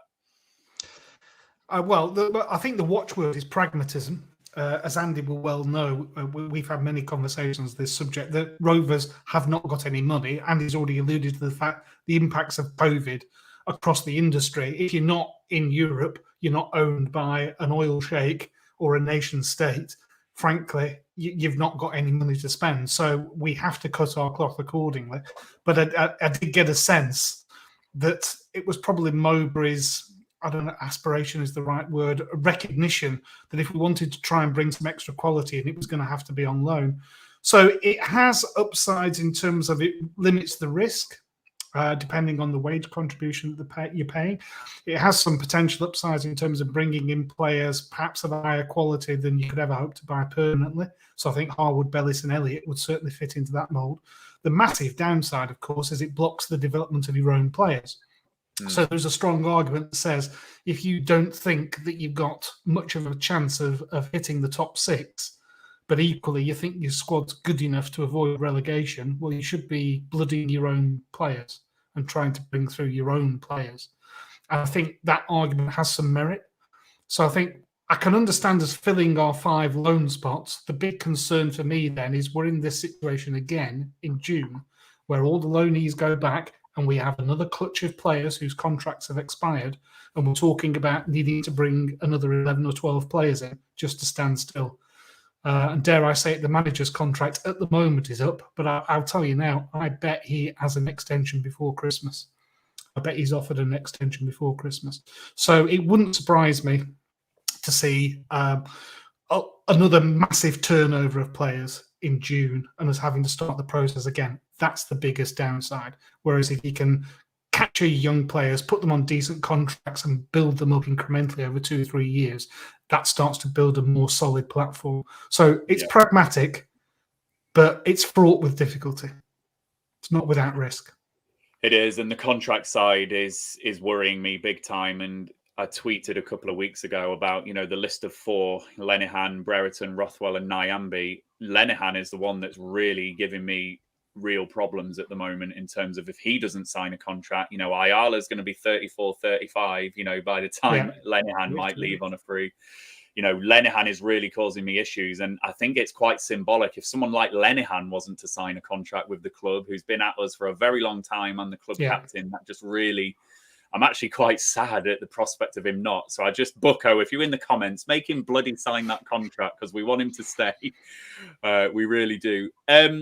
Dirk, I'm just going to come to you. I just want you, again, the 6 signings that, we're going to be making. How do you feel about the Rovers squad now? Because I don't mind admitting, I've had us down in 18th position as my prediction before this transfer window finalised. I was just a bit concerned about the transitionary element to our season, losing the goals of Armstrong, the assists of Elliott, the relative youth of our squad as well, and standing up where we need to be standing up. How are you feeling about the Rovers squad? Are you more optimistic about the season now we've done this business? How are you feeling overall? Well, before we do that, Mowbray does also like to pull some surprises from the free transfer market. He's done it with Holtby, he's done it with Downing, so we might see something from the free transfer market after the window officially closes. So it might not all be done and dusted, but for what's on paper right here, right now, and let's just pencil Ollie Burke in there. I don't know. It's definitely better than it was before the transfer window. It's more bodies in there. I would like to have seen some experienced bodies come in. Maybe your 26-year-olds, your 27-year-olds who might be able to have been there and seen it and done it a little bit to help fill in the gaps. But I'm optimistic with the start of the season that we've made. I know last year I think we kind of exploded onto the scene and scored all these goals that might have been a little bit fake with a lot of the sending offs. But I'm more positive from the start that we've made. The football looks different. We're not possession. We're not hogging the ball and losing, or we are scrapping. We're fighting, and there seems to be a bit more grit happening with such a young squad. So, I think the future is good. This season is still debatable, but I'm still optimistic for a mid-table finish. I did put 10th. I will still stand by 10th on that one. I'm hoping that the fact that we didn't spend any big money on anybody, maybe that money can be reinvested and, get Diaz, who is a humongous marketable asset, that we need to get him tied down for a longer deal. We need to get what's going to happen with Rothwell. There were rumors about him as well. Is he on his way out? Can we secure him for another couple of seasons? It does make me feel awkward that we get such decent championship players that end up going for nothing, and especially in the climate that we are today, that it should be business 101. Secure your assets instead of just letting them dwindle away to zero. I'm not saying sign them up for 6 years. I'm just saying sign them up for 3 years and then try and, sell them for some money at least. Gone are the days that I think that we're going to have players commit to Rovers throughout their career. But I'm concerned for the long term, because bringing in all the loans in year out, it's not a nice feeling. But I'll probably grade this transfer window as a C+. I would say a C+. C+. I think we should make all incoming players use Charlie Kane as their agent, so we can get them to sign really crap contracts and we can move them on when we wanted to feed them. Yeah. Definitely. Andy, I don't think... Ian, I hope I'm not doing you a disservice here. I think me and you were on the more pessimistic end of pre-season predictions. I think you were down near 18. Come. Andy, 18th, I said. Well, yeah. Andy, I think you were slightly higher than that. So how are you feeling overall, just with the start to the season you've seen Rovers have, as Dirk referenced there, and with these signings that we've made and things? How are you feeling about the season now? Well, listen, I don't think that we're going to get relegated. So does it really? I posed this question before the season even started. At what point does it really matter? Are we going to get into the top 6? Well, 4 of those positions are going to be taken by the 3 relegated sides and probably Bournemouth. And we've seen QPR make a great start to the season, and they look like they're pretty solid in there. So we could fight for that last playoff position. We could do, maybe, if some of these loan signings are sensational and Ollie Burke hits the ground running and replicates his Wikipedia form on the pitch, then, we'd definitely be in there with a shout. So, you're talking about the way that we're changing in terms of, like, it's a different style to last season. It completely is. If I just run some numbers past you, you'll notice in my document last year that we expected goals wise, we actually really underperformed. We should have been up in the top 10 with that. And I know people have lots of doubts about expected goals. I'm not going to go through that again tonight. But if you look at the 5 games that we've got so far, obviously a very, very small sample size, and you can't read that much into it. But we're down in like 18th for expected goals and the same for expected goals against.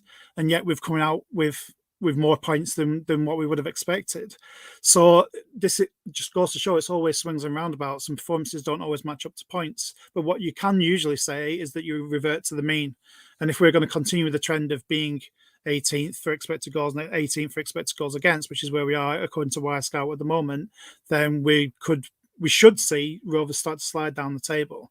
Now, obviously, it's kind of all reset in a way because of the transfer window closing. And now that we've got our squad and everybody else has their squads, then we can start seeing again performances change and styles of play change. And the fact that he's brought in all of these footballers in terms of Poveda, Cadra and Clarkson means that we might be looking at, varying our style of play, which I'm very much all for. There are times to have that possession, and we've seen us dominate possession and win games as well. Don't forget, people keep saying we always win when we're out of possession. That's not strictly true. It's just a different way of playing the game. And like I say, if we can match up the steel that Dirk has seen and the possession that hopefully Mowbray does still want to have, and the technicality going forward, then we should finish up in the mid-table. And that'll be fine. And the problem is that, as Ian said, then you're replacing players all the time.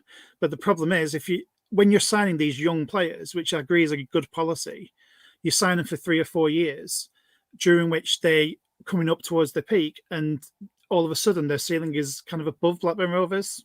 You know what I mean? Like Joe Rothwell's got suitors above us in the league, and even in the higher league in the Premier League. Ryan Nyambe, you could see a future for him at a higher paying club than Blackburn Rovers.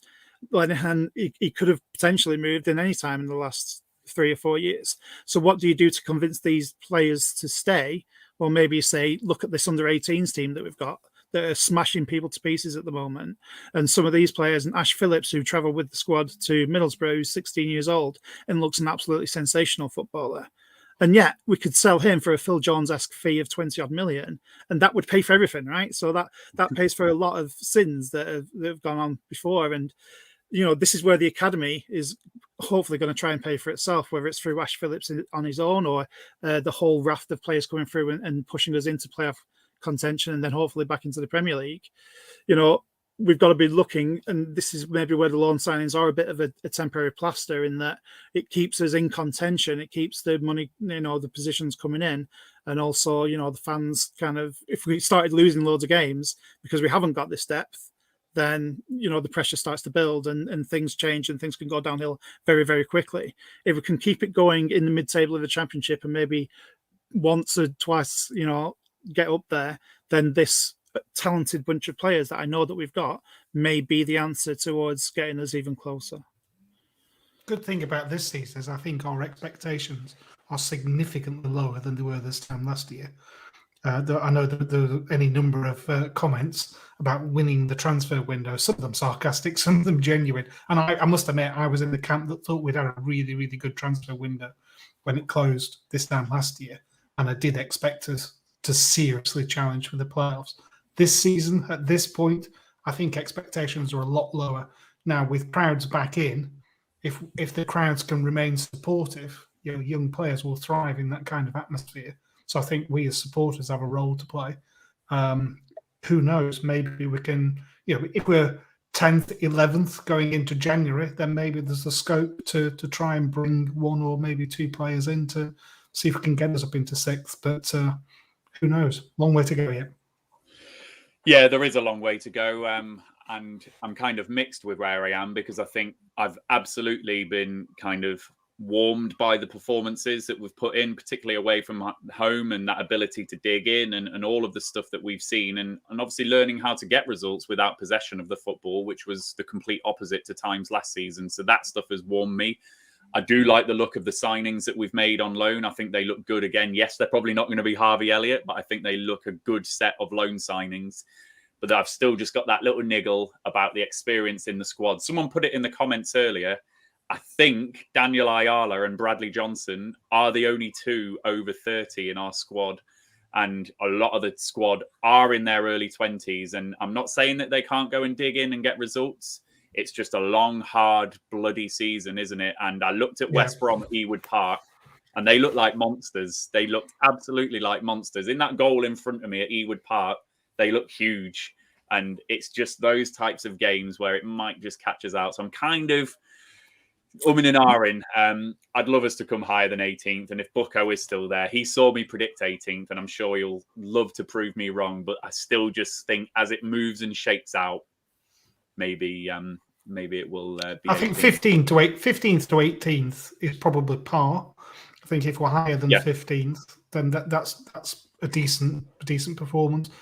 If we are 18th, 19th, God forbid 20th, going in with a few games to go, that'll be a bit hairy. But I think there is enough quality in the squad. What the big unknown, of course, is injuries and things like that, as we saw. So if we 10th or above, does Mowbray deserve another contract? Put that out there. I think if we're 10th or above, he'd get one. Yeah. How about you, Ryan? Because I know you've been quite vocal with your Mowbray thoughts of last season. If he comes higher than 10, absolutely. He's coming higher. We arguably had a stronger squad last season, and he's got 29 goals and however many assists in Harvey Elliott and came 15th. So if he was to turn that situation around and come 10th and give us all a reason to be optimistic, it would show that some of what he's doing is actually working. And as a fan, I would happily say, yeah, I hold my hands up and say he probably should get one. I don't think Venkis will willingly rock the boat. No, if they were going to shake it up, they'd have shaken it up last season. They didn't. I think FFP comes into the equation because you don't just get rid of a manager these days. You get rid of several members of the backroom staff, and all of that costs money. I think it's the path of least resistance for them. And if they saw Rovers sitting comfortably mid-table, and some of the loan players that Mowbray's brought in, they will perceive as saving them money. He's doing their job. We as supporters, I think, probably have a slightly different perspective of what we want. How to get it and how to deliver it is a massive, massive challenge. Massive challenge. And I think every year it gets more difficult. Yeah. And the big difference for me this season is just my expectation is completely different. I was in the camp of those who thought we could maybe knock on the door of playoffs last season, and I left the season bitterly disappointed. This season, I'm being more realistic about that we are in a state of transition and have a very young squad, and we've removed a lot of goals out of it. So if he was to come 10th, that's a bloody good season in my mind. Yeah. This is an unusual season coming off the back of COVID. I think when next year's accounts come out, I think people will realise that the financial hit that it's had. Rovers have not been renowned for optimising their commercial income. We weren't an attractive TV proposition, so we didn't get the admission fees, the facility fees, they call it, don't they, for TV. We don't get the best sponsorship deals. We don't have lounges that are sold out. We don't have a stadium that's sold out. So the vast majority of our income comes from match-going fans. So if you lose those, it has a disproportionate effect on us. If you're insulated from that because you've got really good sponsorship deals and you've got a good commercial operation that can still bring money in, then not having fans in the stadium is less of an impact for Rovers. It was a massive impact. Next year's accounts will be a bloodbath, and we must be sailing pretty close to FFP. I think Armstrong has got us out of jail there, notwithstanding how much of that fee goes to Newcastle. Brilliant. I have got Jacob waiting in the wings to give us an update on Ollie Burke. From Sheffield United's training ground. Yeah. He is. I need to pick one of you to like bump off the stream so I can fit him in a box. So, Dirk, are you volunteering? He is. I thought you were going to put it to a vote then in the comments to see who should get rid of, in which case I would have drop off voluntarily. Thanks for having me on. Thanks for having me on. I do appreciate it. So, thanks, mate. Hopefully, we'll have a good end to the window. Thanks for joining us. And see you all later. Take it easy. Bye. Here we go. Jacob, just like that, appears out of the wings. Here he is. Jacob Crook from Lancs Live. I need to play around with these little graphics. Where are they? Joe did it. Oh, here we go. Transfer update from Mr. Jacob Ward. Jacob Ward. No Jacob Crook. It's past 10 o'clock. Jacob Crook. Give us the update, Jacob. What's happening with Ollie Burke? Poor Dirk, first of all, he just booted him off, like victimised him in one moment. It's like the X Factor, isn't it? Yeah, Britain's Got Talent. Ollie Burke is a goer, as Rich would say. Spoke to a few people from Sheffield. They're obviously looking to get rid of him on loan, ideally. I've queried about an option to potentially purchase him, but there's nothing to confirm that. But yeah, Rovers are looking to push ahead with a loan deal before the deadline. I think Sheffield United are very open to it. Rovers have looked at other options, but at the minute that looks the most viable one. And I don't think is that going to happen for you? Do you think it looks like it's going to? Oh, what? Sorry, was that to me? Yeah, sorry. Sorry, I was away with it. I can't say there have been many hitches with wages, in all truth. And he sort of ticks a lot of Mowbray's boxes in terms of what he can bring. I mean, he's in terms of his stature, he's identical to. Well, I say identical. He's got similar traits to Brereton and Gallagher in a way. He can play out wide. It sort of fits the attacker mould that's been touted as of late. Obviously, he's not the striker that we really want, and he isn't exactly prolific. But I think Rovers will look to try and get that done before the deadline. Sorry, Andy. I think I spoke over you when you were coming in. Yeah, no. I've been told that the medical's been successful, so it's pretty much done for Ollie Burke. But like I said earlier, we believe he's on around 25k, but we won't surely be paying all of that. Jacob, have you? No, yeah.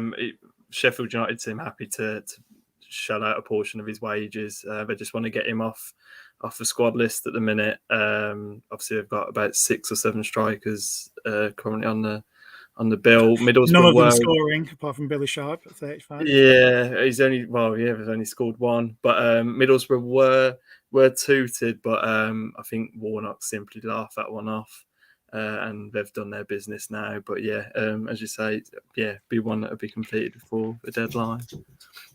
And Jacob, before I come back to you, just going to do a shout out to Ben Files and Dan Pike. We've trebled our Rovers contingent in the comments. So hi, Ben, and hi, Dan. Having a little bit of banter between each other there. That's good to see. Jacob, just a question from Leap Year Man just here. Who were the other options Rovers were looking at? Can you name names or anything? Didn't get many in terms of names. Obviously, the Owen Dale link cropped up again, and it looks like Blackpool are pushing up for a deal on him. Didn't look as though anything would materialise on a Rovers front. He was quite. My dog's crying at me here. I don't know what she wants, but yeah, he was a name that featured quite prominently, especially this evening. But I'm not aware of anything serious from Rovers in that regard. So.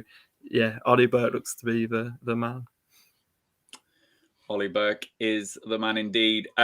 We're probably going to seek to wrap up this stream very shortly. I think Ollie Burke looks to be the only news, so we won't keep everyone too long. But Jacob, is there any word on any outgoings, any loans going out of the door, any of the youngsters we said earlier? Any news on that? Nothing, no progress as of what I said earlier, but it still could be one or two. I think keep an eye on Jack Vale. I think they're trying to push for a late deal for McGlaw, so we'll have to see on what happens on that front. But yeah, there's 45 minutes left. Yeah. So they're working on stuff. Ideally, they, like I said earlier, they wanted to get more out, but it doesn't look like that's gonna happen. And Matty Holden here just saying, Andy Bay saying still trying in the striker search. So is that on top of Ollie Burke? You hearing anything of that, Jacob? I've just got a message. We might have to stay live for longer, but we have got other stuff we can talk about if everyone's bladders can hold. I'm looking for a Gene White impression from you, actually, Ryan. Yeah. Oh, I've got no friends or contacts, so you can't have that out of me. I did. The mobile's ringing. I did hear that Josh Madger was looked at some stage, but I think it was the fee that was the problem with that one. He'd be on decent wages at Bordeaux, though, won't he, as well? I think he's on 15k at Bordeaux, which would be our upper limit. But if we matched that and maybe bonuses, then that could have been doable in that way. But yeah, I haven't heard much else really. Just a couple of things in the comments. Optimize Obafemi's completed his Swans medical. So that one looks like it's happening. Jacob, have you managed to find anything? I'm just gonna have to call this chat from Sheffield quickly. We can revert to a 3-man panel, don't worry. So I can remove you out and add you back in. So let us know when you're ready. Grand. All right.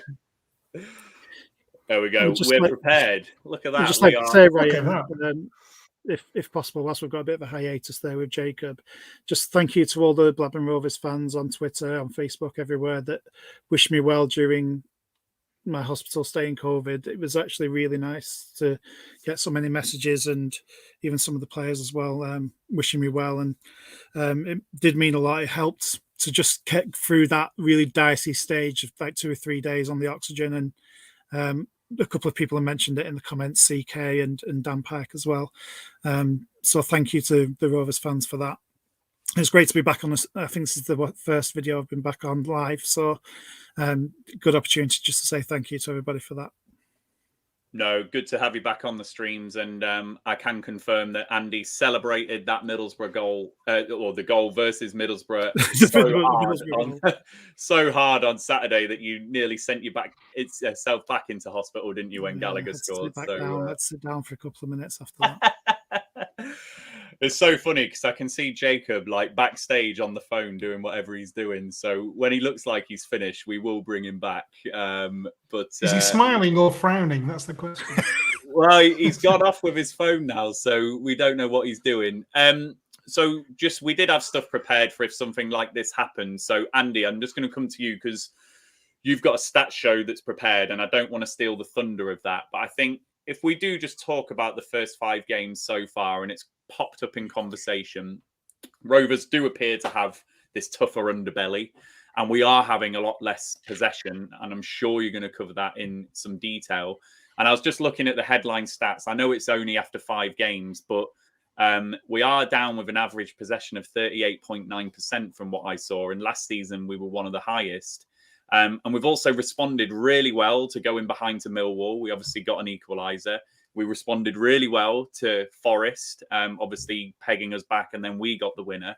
And we had a really tough spell in the middle of that game against Middlesbrough, didn't we? And we've just dug in all of those games. And the stats are also suggesting that we might not be creating a load of chances, but we do appear to be digging in and grinding out more. So what's the sort of stuff that you've seen just in your early research on the stat show, and what you're looking forward to kind of unpicking about Rovers so far? Yeah, so I'll have that out hopefully by the end of the week. There's not as much of a rush on it now with international break, so I've had a little bit more time than I thought. In terms of what I've picked up early, obviously you don't need spreadsheets and data to tell you what what we've seen, and you've outlined it really well there. So I've tried to go a little bit deeper into certain aspects. And although we're not creating as many chances, we're only, I think, averaging 7.5 shots per game at the moment, which is way down on what we were last year. The quality of the chances that we are getting is better. If I'm just going to put this up here, you won't be able to see it, but I can, thankfully. When you look at the quality of the chances, like I say, we're actually 5th in terms of XG per shot, which, if you break it, is just basically a measure of the quality of the chances that we're creating. So we're getting better shots in better areas, which is, making up for the fact that we're not taking as many shots. Now, that won't sustain itself throughout the course of the season, so we do need to find a way of getting on top in games more often.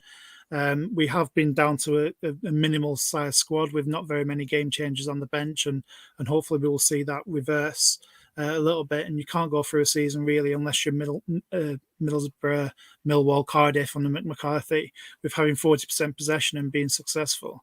Now, you can't measure a team's quality on possession. It's got to be quality possession, and what you do with it does count.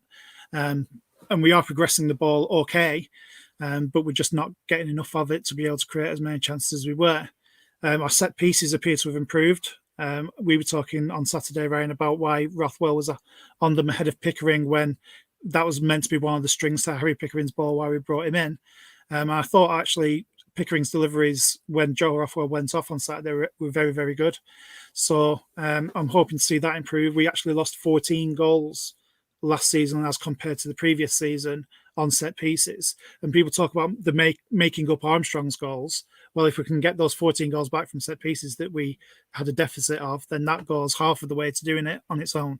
So, I'll have a look at those set pieces and seeing where the improvement has been. Obviously, Ayala and Lenihan scored set piece goals in that Forest win. So, yeah, a few other little things to come up with as well, that I'm going to introduce XT, which I'm sure will thrill Ian and some other people that are questionable about stats. So XT is the vogue at the moment. You may have seen the Athletic article on it. So I'm going to hopefully introduce that. Is that expected tension? It will be for this Berg signing at the moment. I'm feeling unexpected. Yeah, Rick Sharp's pouring cold water on it on the blog. Don't steal Jacob's thunder. We want to break this as an exclusive. Ryan, could you bring Jacob in an expensive People in the comments are breaking it, though, in fairness. I think I'm choosing not to read it. I want it to be a surprise, even if it's bad news. Jacob, give me the thumbs up if you can join again. I'm going to get off. Thank you for everybody. I'll swap you for Jacob. You do a little, here we go. You leave and Jacob can join. Look at that. Just like that. Love it. Trust Andy to leave.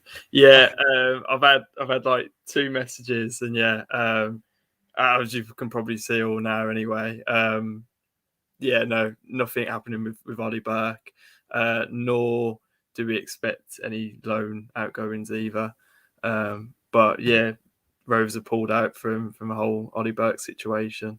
Not complete. Well, from what I've been told, they're not completely finished yet, but it doesn't look like anything's going to be happening. So when you say not completely finished, is that in line with what Andy Bays was saying, that we're searching for a striker, or good old but well, they're still active as such. Whether they can get anything done between now and the deadline is looking a bit difficult.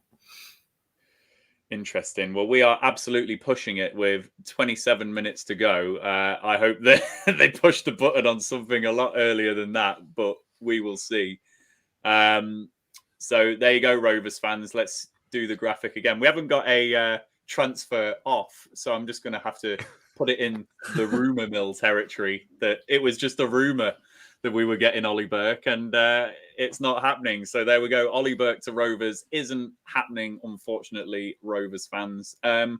Some of the reaction in the comments, I think some people aren't crying over that, but there are some people that are a little bit disappointed. So he seemed to be someone who was dividing a little bit of opinion.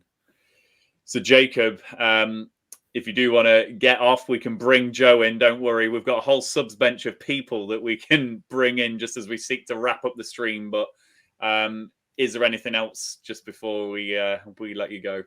No. Yeah, I thought they might be able to get 1 or 2 loan departures done. Obviously, that's not been the case. she's just a bit of a pain, really, I suppose. Trying to source a loan spell for some of the younger players, sorting the right environment and stuff. But yeah, that's proven a bit difficult. So no, bit of a shame. And obviously Ollie Burke was a divider of opinion, so won't have to see when if he did sign what it would come to. But yeah, I'll leave people to decide whether they're happy with the window or not.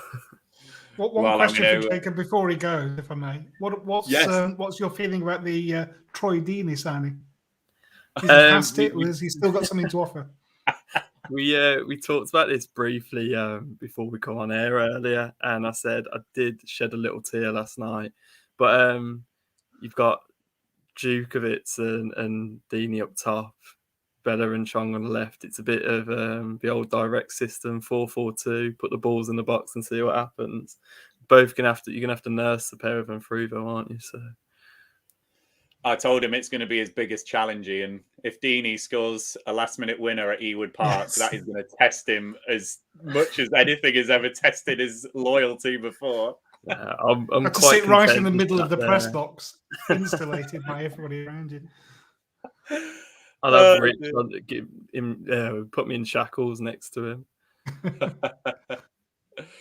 Excellent. Well, Jacob, we probably won't drag you back. It sounds like nothing else is going to happen. So I'll get some quick instant reaction from Joe and Ian in a moment, just about the news that Burke isn't signing and how we feel about that. And then, yeah, we'll be seeking to wrap this stream up. So thank you to you and to Rich earlier on for giving your thoughts and covering all bases for us today. No, thank you for having me on. And I'm sure Rich will say the same as well. So, yeah, grand. Thanks, guys. Brilliant again. Cheers. Thanks, Jacob. See you. There we go. Mr. Harvey is back with a nice neon light behind him. So, Joe, I'll come to you really quickly then. We'll wrap the stream up in about 5 minutes because it sounds like Rovers are done and dusted both in and out. So, Ollie Burke isn't coming. So, 2 questions, I guess. Ollie Burke as a player, are you disappointed that he's not coming? And then just in terms of us in those attacking areas, do you feel like we've got enough to replace the goals of Adam Armstrong?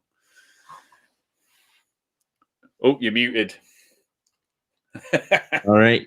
I was definitely in the minority camp of being quite excited by the Ollie Burke suggestion. I thought counter-attacking wise, that could have been really cool with Brereton and him on the break, and obviously not to be. So most fans should be pretty happy with that. We're probably not going to find out about the full timeline of events today until a few days down the line.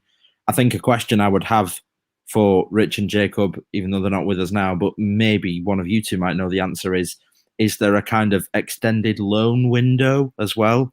Obviously, we've got one extra slot for a loan player. I don't know if this year there's also, like a loan deadline, so we could kind of keep sniffing around. I've got a feeling I think it's the loan window now as well, yeah. Yeah, I don't okay. I think it's free agents only now. Right. Fair enough. But yeah, so Burke off, Andy Bayes suggesting that something's still on, but it's perhaps a dying ember now. So yeah, probably a disappointing deadline day in general. Not disappointing for us here at Rovers Chat. This has been a record-breaking stream for us. We've never had so many people watching, so many people commenting. We've had some great collaborations. So a lovely night. It's disappointing we haven't got a little bit more over the line, though. And good luck to Ian's team over on BRFCS managing the forums this evening. I delegate that kind of activity, as you well know. Ian, I'll give you the final word on things then. We've covered the transfers in detail, the 5 that we have signed, which are looking like the 5 that we are going to sign. Doesn't look like we're going to be allowing any of our youngsters to go out on loan either. So the squad is what we've got now, unless, as Pharaoh's Rover did point out earlier, we do take a dip into the free transfer market after closing hours. So I think that possibility is always there, Pharaoh's. So Ian, just sum up your thoughts on the window, and are you just kind of thinking we're still going to come 15th to 18th? Is that your thoughts? Well, what I'm actually thinking is now the good time for your viewers to hear my Chinese proverb. Oh, I you did threaten you with yesterday. You did threaten it, and I think yes, now is the time for you. So let's close on this. Are you sitting comfortably? Then I'll begin. So once there was a Chinese farmer and he had a beautiful stallion, but one day the stallion ran away, and people came from the village around and said, "Your stallion's gone. That's bad news." He said, "Might be. Too soon to tell." A few days later, the stallion returns and brings another stallion with him. And the people in the village say, I see your stallion's back and he's brought another one. That's good news. Might be. Too soon to tell. You can see where I'm going with this. I think it's too soon to tell. So when Dak got injured, and it was a case of how are we going to replace him? We find a new way of playing, and Armstrong plays through the middle and scores loads of goals, and then we sell him. Is that bad news? I don't know. It's too soon to tell. We brought a load of lone players in. Are they any good? I don't know. It's too soon to tell. Let's just see. Let's just enjoy the season for what it is. I think we'll still finish round about 15th. I've got to be honest, but I'm a lot more comfortable now that we won't get dragged into relegation than I was at the start of the window. Where everyone seemed to be leaving, no one seemed to be arriving. So we've got covering key positions. I think not signing a striker might turn around to bite us at the backside, but we shall see. We've got other players who are capable of chipping in. Let's hope they do so. Yeah, I'm certainly feeling a little bit more optimistic now. I've been at Ewood Park and I've been at some of the away grounds and I've seen how we're playing. So the players are clearly going to dig in. So that's nice to see that when the chips are down, we're going to rise to that challenge. But absolutely, the striker thing, and Leap Year Man's put it in the comments here as well. We needed a striker, really disappointed we haven't managed to get one in. This really now puts, all of the onus on Gallagher and Brereton. Those two have to start firing in some goals. And to be fair to Brereton, 3 goals in 5 is a good return. To be fair to Gallagher, 2 in 5 isn't that bad projected over a season. So if they can keep Danny Butterworth? Dan Butterworth as well, who's looked great coming on, I must say, as an impact player. Let's hope that we can just share the goals around. So I think we've all as fans now have just got to have faith in those 2 strikers in particular, with players like Paveda and Kadra and Dolan and Rothwell and others buzzing around them. Hopefully we can just land on a good formula. So, certainly reasons to be a bit more optimistic. And, we'll obviously keep supporting the players from the stands. So, Ian and Joe, I just want to thank you for joining us on the stream tonight as well. I've had great fun. And actually, it's been a lot busier and a lot more eventful than I thought it would be. So, Rovers obviously got the 5 deals done in the end. So that's good. And, if we do see anything, check out Rich Sharp or Jacob or Andy Bays. Look on Twitter. Rovers Chat will obviously retweet a few things as well, and we'll see what's happening. But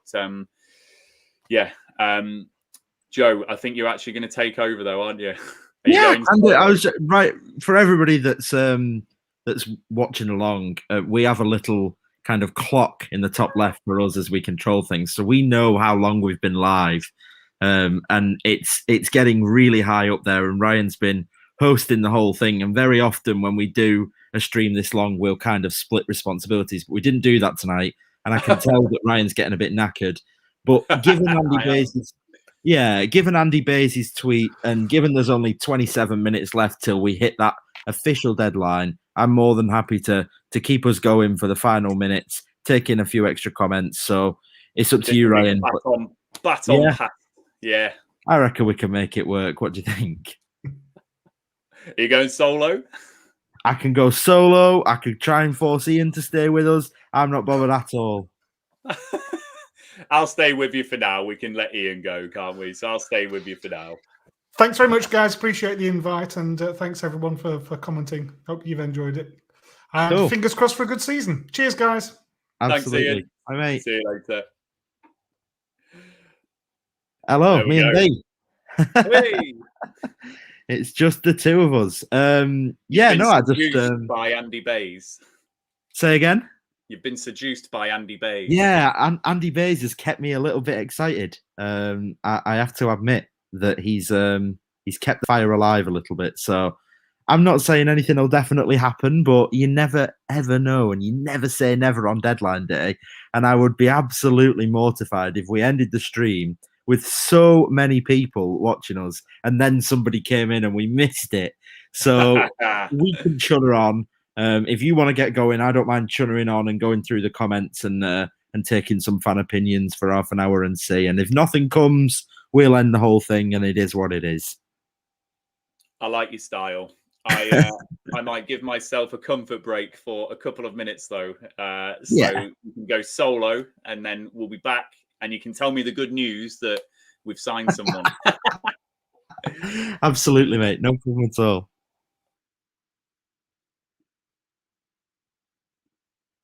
Okay, right. Now it's just me and the viewers. Didn't really put much thought into this. So what we'll do is we'll go through the players that we have brought in.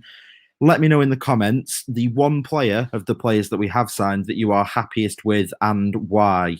So let me know down below. Comment. I'll bring up the comments on the stream and we'll go through them one by one. Which player that we have brought in are you most excited by and why? So we'll start with today's loan signing, Reda Kadra. Left wing, right wing, 20-year-old, Lebanese but German international, signed on a season-long loan from Brighton. We've got Ian Poveda, who's joined from Leeds United on a season-long loan. Looks like he's going to operate in a false nine, kind of attacking midfield position for Rovers this season. Obviously covering the wide areas as well. 21 years old, Colombian but English passport, season-long loan. Is he your pick? And if he is, why? We've got Leighton Clarkson, the Liverpool loanee for the season. 19-year-old, of course, a Rovers supporter, former Rovers season ticket holder, also in a season-long loan, following in the footsteps of Harvey Elliott. Interestingly, the other one from today that we didn't see coming, Teo Adoon, who has definitely introduced himself quite well on social media to the Rovers fans and seems like a really good guy. Left back, central midfield, 23 years old, English player, although a big long Nigerian name and heritage there. Estimated around £500,000 for this signing. We didn't really see that one coming, but it has happened. And the other one is, of course, Jean-Paul Van Hecke. And we got the proper pronunciation from our friend Barry, who came on the stream, who's a Dutch journalist who gave us the full lowdown on the Van Hecke family. And I think actually Ryan let me know that Van Hecke's brother followed him on social media, which is pretty cool. So which of the players that I've just mentioned there are you most excited about and why? So I think we've already got quite a few comments in. So I will start bringing in a few. BRFC Ethan says, Poveda looks class. I'm going to assume that that's the one that you're picking out there. And I agree. I think he played quite well against Middlesbrough. I think he looked okay. Then we've got El Scotty 2706 with Eden. Looks promising and is a permanent deal. What's not to like? And I think that's definitely going to be a recurring theme in the comments here. I think people absolutely prefer a permanent deal to a loan deal. And of course, for the club, it's much more financially lucrative. Liam Priestley, Kadra is exciting. Not sure why, but I feel like he could be. Yeah, I think he's certainly the underdog, isn't he? He's certainly the one that people expect to not do particularly well. He did an interview with Rovers TV and he spoke quite highly. He set himself a target of 10 goals for the season, which is pretty cool. Eden, just his pedigree. Yeah, completely, mate. Jacob 06, I'm happiest about Leighton. Love that he's one of our own. Yeah, I've seen a lot of comments to that effect as well. Rovers fan, I think the picture with Mark Hughes that went out and round on social media was really cool as well. I think it was The Athletic that had managed to find that. Okay, moving on. Eden, for me, our player can cover left back and also central midfield. Yeah, absolutely. I certainly like Teo as a central midfielder. I think that's where he'll end up. Ryan, Kadra for me. Hopefully he gives license for Galley and Brereton to play in more central roles this season. FM Works, happy with Eden. Fast and good technically. Struggling in left back for a while. True. And can also play central midfield. Definitely a theme there with the one permanent signing of the day. Naive Steve, Van Hecke will be the new THB. THB meaning Taylor Harwood Bellis, of course. Yeah, I personally, to answer this question that I've posed to everybody, Van Hecke is the one for me. I think he's the one that's going to surprise people. I think he will turn out to be the find of the window. After Ryan's conversation with Barry, a good 20-minute chat, which is available on YouTube on our channel if you want to go and have a look. We got a proper lowdown and he sounds really exciting. 7788 or 7788 Eden, as he's our only permanent signing. I'll pick awful window with no Armstrong replacement. Got to pick one though. That's the rule. We've got to pick one. Callum Rovers, who've we just been linked with on Twitter? Just seem we're after another striker. Let's have a look. Let's just make sure I'm not missing anything really important. Doesn't look like I'm missing anything too important. So I'll go back to the comments and where we were at. Greg Eden, very excited to have left back depth with him and Pickering, with the flexibility to play elsewhere. Barfly coach recommended by Shane Duffy, though. Yeah, Shane Duffy definitely not a friend of the stream and definitely not a friend of the Rovers fans. And what else have we got? Duncan Taylor from Lincoln, happiest with powerful fullback with pace that can play defensive midfield. Rovers need some pace there. Yeah, like that. Abi Saha, Eden, he will turn into our Sessegnon. I assume that's going to be a callback to his Fulham days. Alexander Haben, hi mate, not seen you for a while, mainly because I've not been on a live stream for a while. Paveda for me and Clarkson both look good so far with assists. You can't pick two, that's cheating, mate. You've got to pick one. I'm going to take Paveda from that one. Matty Holden impressed with Paveda with his intro at Borough. Again, another Paveda optimise. Most underrated signing, in my opinion. A player with Premier League appearances under his belt and fits the Mowbray mould of the press and counter. What else have we got to answer that question? Wiltshire Rovers, hi mate. Clarkson, most likely to be given time to settle in. Looked promising against a very good team in West Brom. I have to agree, I thought that was a great ball for Brereton's goal, even though there was some poor goalkeeping. Liam, thanks for the update, mate. Alan Myers, who's usually pretty reliable, says that's it for Rovers. Rickin, 85, Redder for me. He's going to link up with Rothwell and Paveda and they'll destroy everyone. I like the optimism, and so does Optimise, given the name. Philly McKenna, hi mate. Yeah, Gary Medine. No, he didn't sign for Rovers, and you know, but oh well. So just on some of the other comments, just one final one. Eden, always a good indicator of a new signing, reading the responses from the selling club. Fingers crossed it goes well. I'm in a position to bring back my partner in Ryan Hildred. Hello, mate. How was your little break? It was good. It was good to just get away from the screen for 5 minutes. So that was good. But I've enjoyed it tonight. It's been a laugh. Yeah, absolutely. It's you've done pretty well. 2 hours, 13 minutes and counting. Obviously, it's been pretty frustrating, hasn't it? I think we can all be pleasantly surprised with the incoming permanent signing of Teo Dunn. He certainly seems to be the one that people are most excited by, probably closely followed by Cadra and Paveda, which I wasn't completely expecting. I'll let you answer that question. Which of the signings that we've made are you most excited about and why? I'm slightly biased because I saw him on Saturday, but I really like the look of Paveda. I think he's going to be a top player for us. I like the fact that he's got that little bit of tenacity, that little bit of work rate, that physicality, and he'll really get stuck in, and lead that line really well for us in that sense. And obviously, first and foremost, he's a good winger. He's tricky. And he'll work really hard for the team as well, given that he's been in that Bielsa side. So Paveda's the one that I'm most excited about, but absolutely understand other people saying Eden, because, again, he's just a player at the right point in his career, done really well at League One level. But I guess we always think about Amari Bell, don't we? When there's players making that step up, it's just like, I don't want to get too excited about him. So Paveda for me.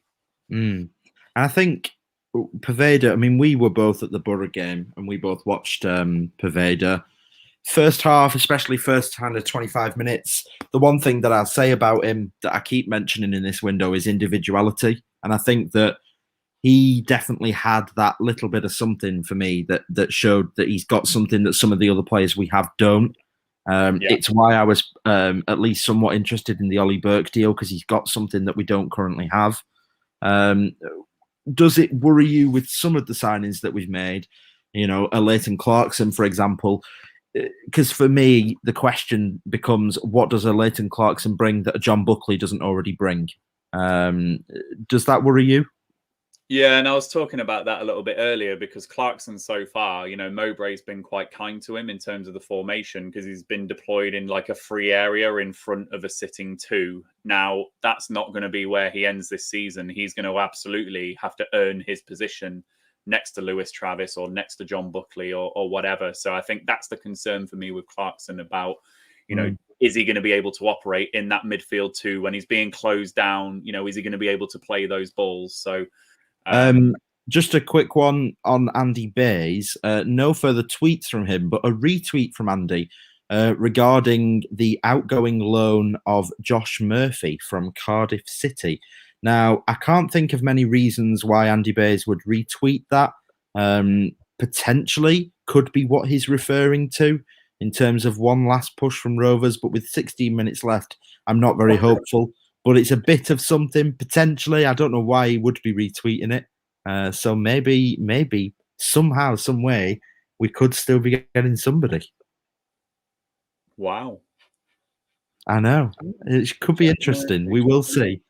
15 minutes left. That would be some twist. As I mentioned to Ian, I think it's going to be a pretty long night for bickering backwards and forwards, and I'm sure some people are going to be quite frustrated.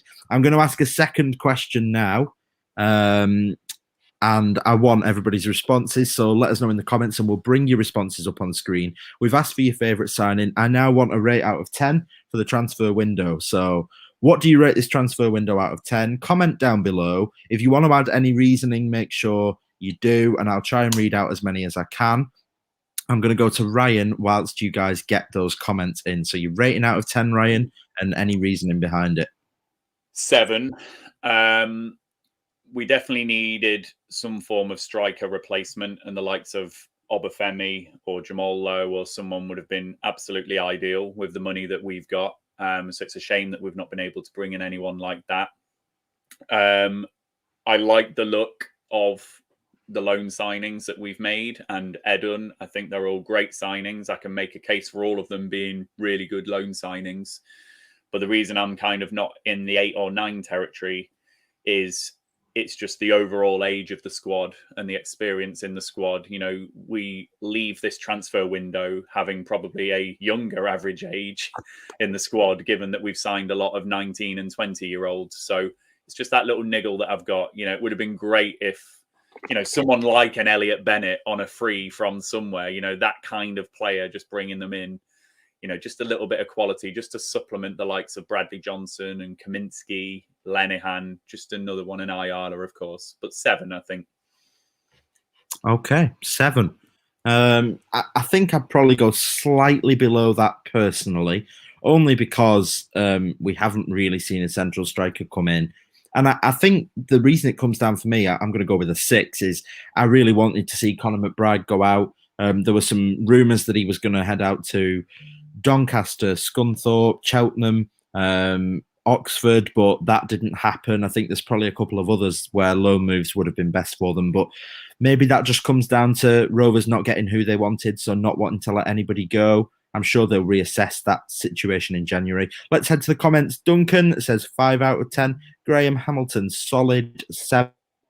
Nice Steve with a 6 out of 10. Ryan, well down below those first ones there with a 3 out of 10. 6 out of 10, 8 out of 10 if we use the Armstrong money to tie our first team players down to long-term contracts. Yeah, I can understand where you're coming from there. That is a fair comment. Thanks, Graham. Josh Murphy looks to be going to North End, which I suppose would explain why Andy would be retweeting that, because Radio Lancashire cover more than just Rovers. 5 out of 10, absence of a striker doesn't push it further to me. Completely get where you're coming from there. Matty Holden, agree with Ryan, 7 from me. Needed an Armstrong replacement, needed some goals and experience. Andy Morrison, 4 out of 10. No experience, no striker. Peter Cosgrove, 7 is about right. Just really added depth. No striker, 5 out of 10. Too many loans that are the same type as we already have. Optimise, 6 out of 10 would have been lower if not for Pervader, and especially Edun on a permanent. Got lots of pedigree and potential. Liam Priestley, 6 out of 10, added numbers with 1 or 2 exciting players, but not replaced Armstrong. No experience and not got any valuable loans for our younger lads. Yeah, like I mentioned there, I think it would have been good for us to get a few of those guys out. Barfly Coach, 5 out of 10. Wiltshire Rovers, 5 out of 10. Not replacing Armstrong could come back to bite us. Are the loans that have been brought in any better than the under-23s? Getting Nyambe, Rothwell, etc. all tied down, also very important. And Gareth Moore's 6 out of 10, definitely underwhelming. Some good players added, yes. It's a shame a lot are on loan, but we're finishing better than we started. Would have loved a central striker to come. I think that's probably the assessment I've agreed with the most so far. 5 out of 10, not many areas actually improved other than left back potentially. And that's about it, I think, on the comments. So thanks for those of you that let us know. If anybody else wants to give us their rating out of 10, make sure to comment down below. We've officially got 10 minutes and a few seconds left until the deadline hits. We're pretty confident that nothing else is going to happen. Just elsewhere, obviously, there were rumours about Owen Dale. He looks like he's off to Blackpool for an undisclosed fee. Rovers potentially sniffed around at that one, but aren't going to go for it. Anything else? I think potentially the Josh Murphy links that we just heard look like that could be Preston North End. And Preston are actually being linked with another player. They're being linked with Ali McCann from St Johnstone, who is having a pretty good time at the moment. So, yeah, that'll be an interesting one. A couple more of these comments coming in. Mike, 6 out of 10. Think struggle for goals off the bench without getting another striker. So, not much more from us in terms of transfers content. Just a couple of things to remind everybody of. We are heading to London. We're off to the capital. We've been sorting out all the details, booking train tickets, booking hotels, and planning all sorts. We're going to the Football Content Awards. We've had 280 people concurrent viewers tonight, which is a record for Rovers Chat, and I'm sure some of you might be joining us for the first time. We are desperate for your vote to try and help us bring home the gold, so please check out Rovers Chat's Twitter for information on how to vote. You can vote on the Football Content Awards website, or you can vote using a tweet. I'm sure some of you have seen loads of them. You can vote both ways as well, and both votes will count. So if you haven't voted on the website or if you haven't voted on the Twitter, make sure you've done both for us. But yes, we're off to London. Ryan, are you excited? I am, yeah. It'll be really good. And do you know what? It's a real culmination, isn't it, of like the last 18 months in particular of just providing all the content and all of this virtual interaction that we've done with fans. You know, it's been amazing doing all the live streams and the watch-alongs and the charity fundraisers and all of that type of stuff. And then in recent weeks to start meeting people at the grounds and things like that and starting to put faces to virtual names. So it's been great. So yeah, really looking forward to it. It kind of feels like just a nice culmination of everything in that sense, because we love doing the content. I love sitting in my garage and doing all of this. It's brilliant. Yeah, and obviously I think we've had plenty of new viewers tonight from the forums especially, and thanks to Ian for coming along and helping us with that, and anybody that is joining us, thanks for watching. Thanks for getting involved. All views are welcome, and as much as I'll disagree with anybody who wants to have a disagreement with me, it's great to get all of those comments in. Plenty of people disappointed with the way Rovers have gone about their transfer business. Plenty of people not too disappointed. Some people actually quite happy going off those ratings, but good to get an overall balanced view. So yeah, pretty much, I think, especially with how long we've been going, I think we're probably ready there, Ryan, aren't we? You can't say you're going to extend it till the deadline and then finish 8 minutes before it starts. Nothing else to talk about. Rovers are be on here long enough. Hey, I've got some things pre-prepared if people want to, if we want to get some interaction going. I had some stuff for if we did need to. Just a few players in focus then. So I've picked out 5 players for different reasons, who I just want to talk about in terms of their start to the season. So Daniel Ayala, and everyone in the comments, obviously, just hit us up with your thoughts about these 5. So Daniel Ayala obviously had a really disjointed season last season, but has formed a really, really good partnership with Darragh Lenihan. So it's just a key question, really. How important is it that we get 35 games plus out of Daniel Ayala this season? You know, that's just my question. If you think about who's in reserve, Carter, Van Hecker, Wharton potentially coming back, Nyambe at a push, how important is it that we get a good run of games out of Ayala? Yeah. Okay. Well, that's a question for the people in the comments. I'll answer it as well. Obviously, it's vital. I do think that Van Hecker's got some quality, so I'm not too stressed. I think Wharton is definitely able when he returns, and Carter's not gone out, so perhaps less vital than last year in a way, but great that he's playing well, and you know, great that he's currently fit. He's got a 2-week break now, so you know he should be fine for the Luton game. Maybe he has to miss the whole game. I'd be pretty happy if he can play on all the Saturdays, and if he can't make the Tuesday games, then he can't make the Tuesday games, and hopefully Van Hecker and Carter and Wharton can provide pretty decent cover. Would you be happy with a system like that where he plays at the weekend but not in the week? Definitely, if it's going to protect him, absolutely. Or you could invert it. You know, if you're going away to West Brom, but then in the midweek you've got a more winnable fixture at home, you just swap what you're doing, just maybe so we get points on the board.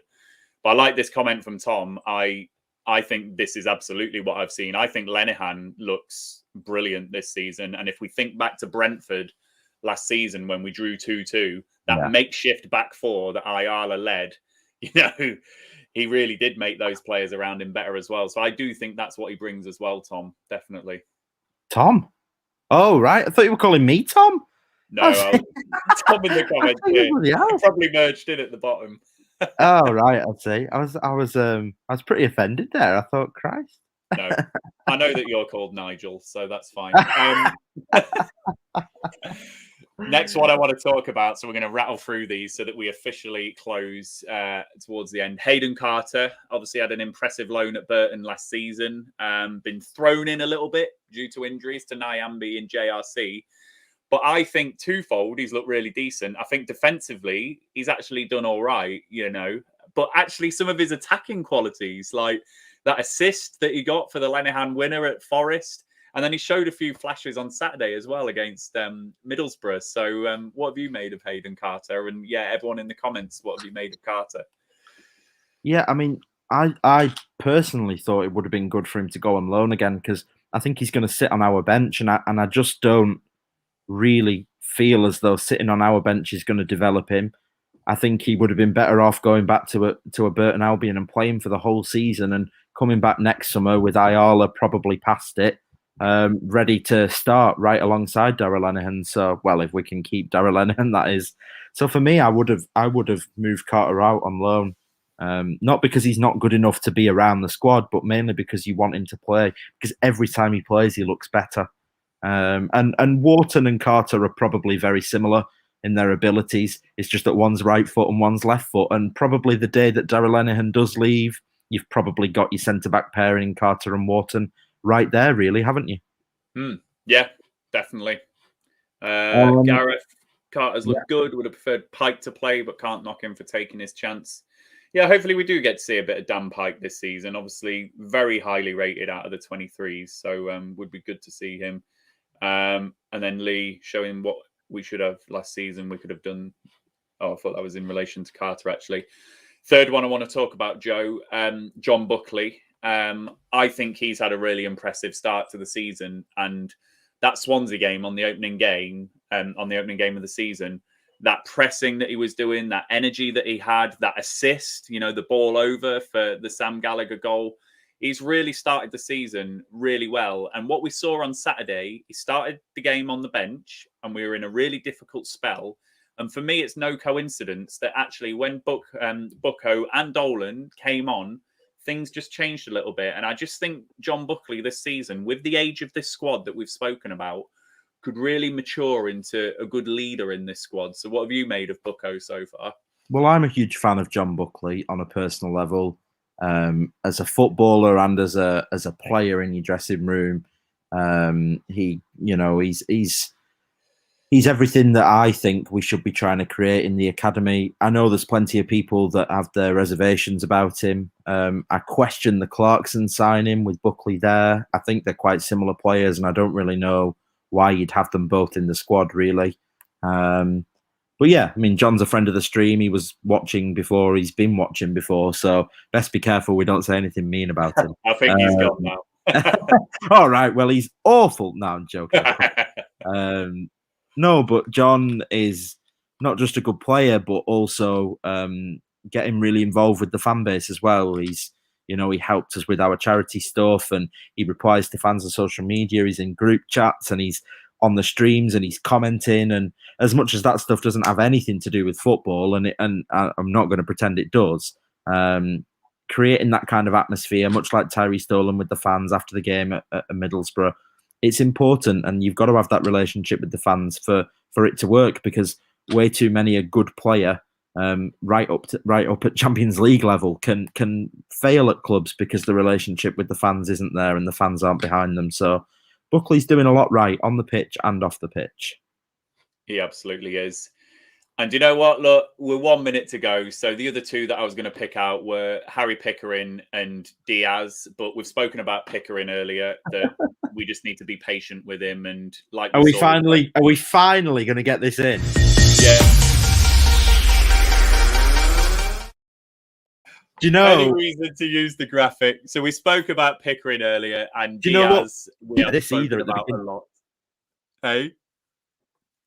Oh, sorry, I think I lost you there, but we didn't get this in at the beginning as well, just before we finish. We got this video as well, just hang on. Make sure you check out the boys over on Rovers Chat, because they are doing wall-to-wall coverage of Deadline Day from 8:30 tonight. They're going to have absolutely everything covered, and it's going to be so much fun. Yeah, we probably should have started with that rather than finished with it, but that was really cool. So I'm glad we finally remembered to get that one done. But yes, Ben Brereton to finish. Go on, quick. No, we're not talking about him because we've got to our 11 p.m. now. So there we go. We've spoken about those other three. We've covered Harry Pickering tonight. We've spoken about Diaz a lot. So I think we've spent 8 minutes really well there talking about those other three. So who's rounding the stream up, Joe? You or me? I don't mind doing it. Thanks so much to everybody that has been watching. A record stream for us.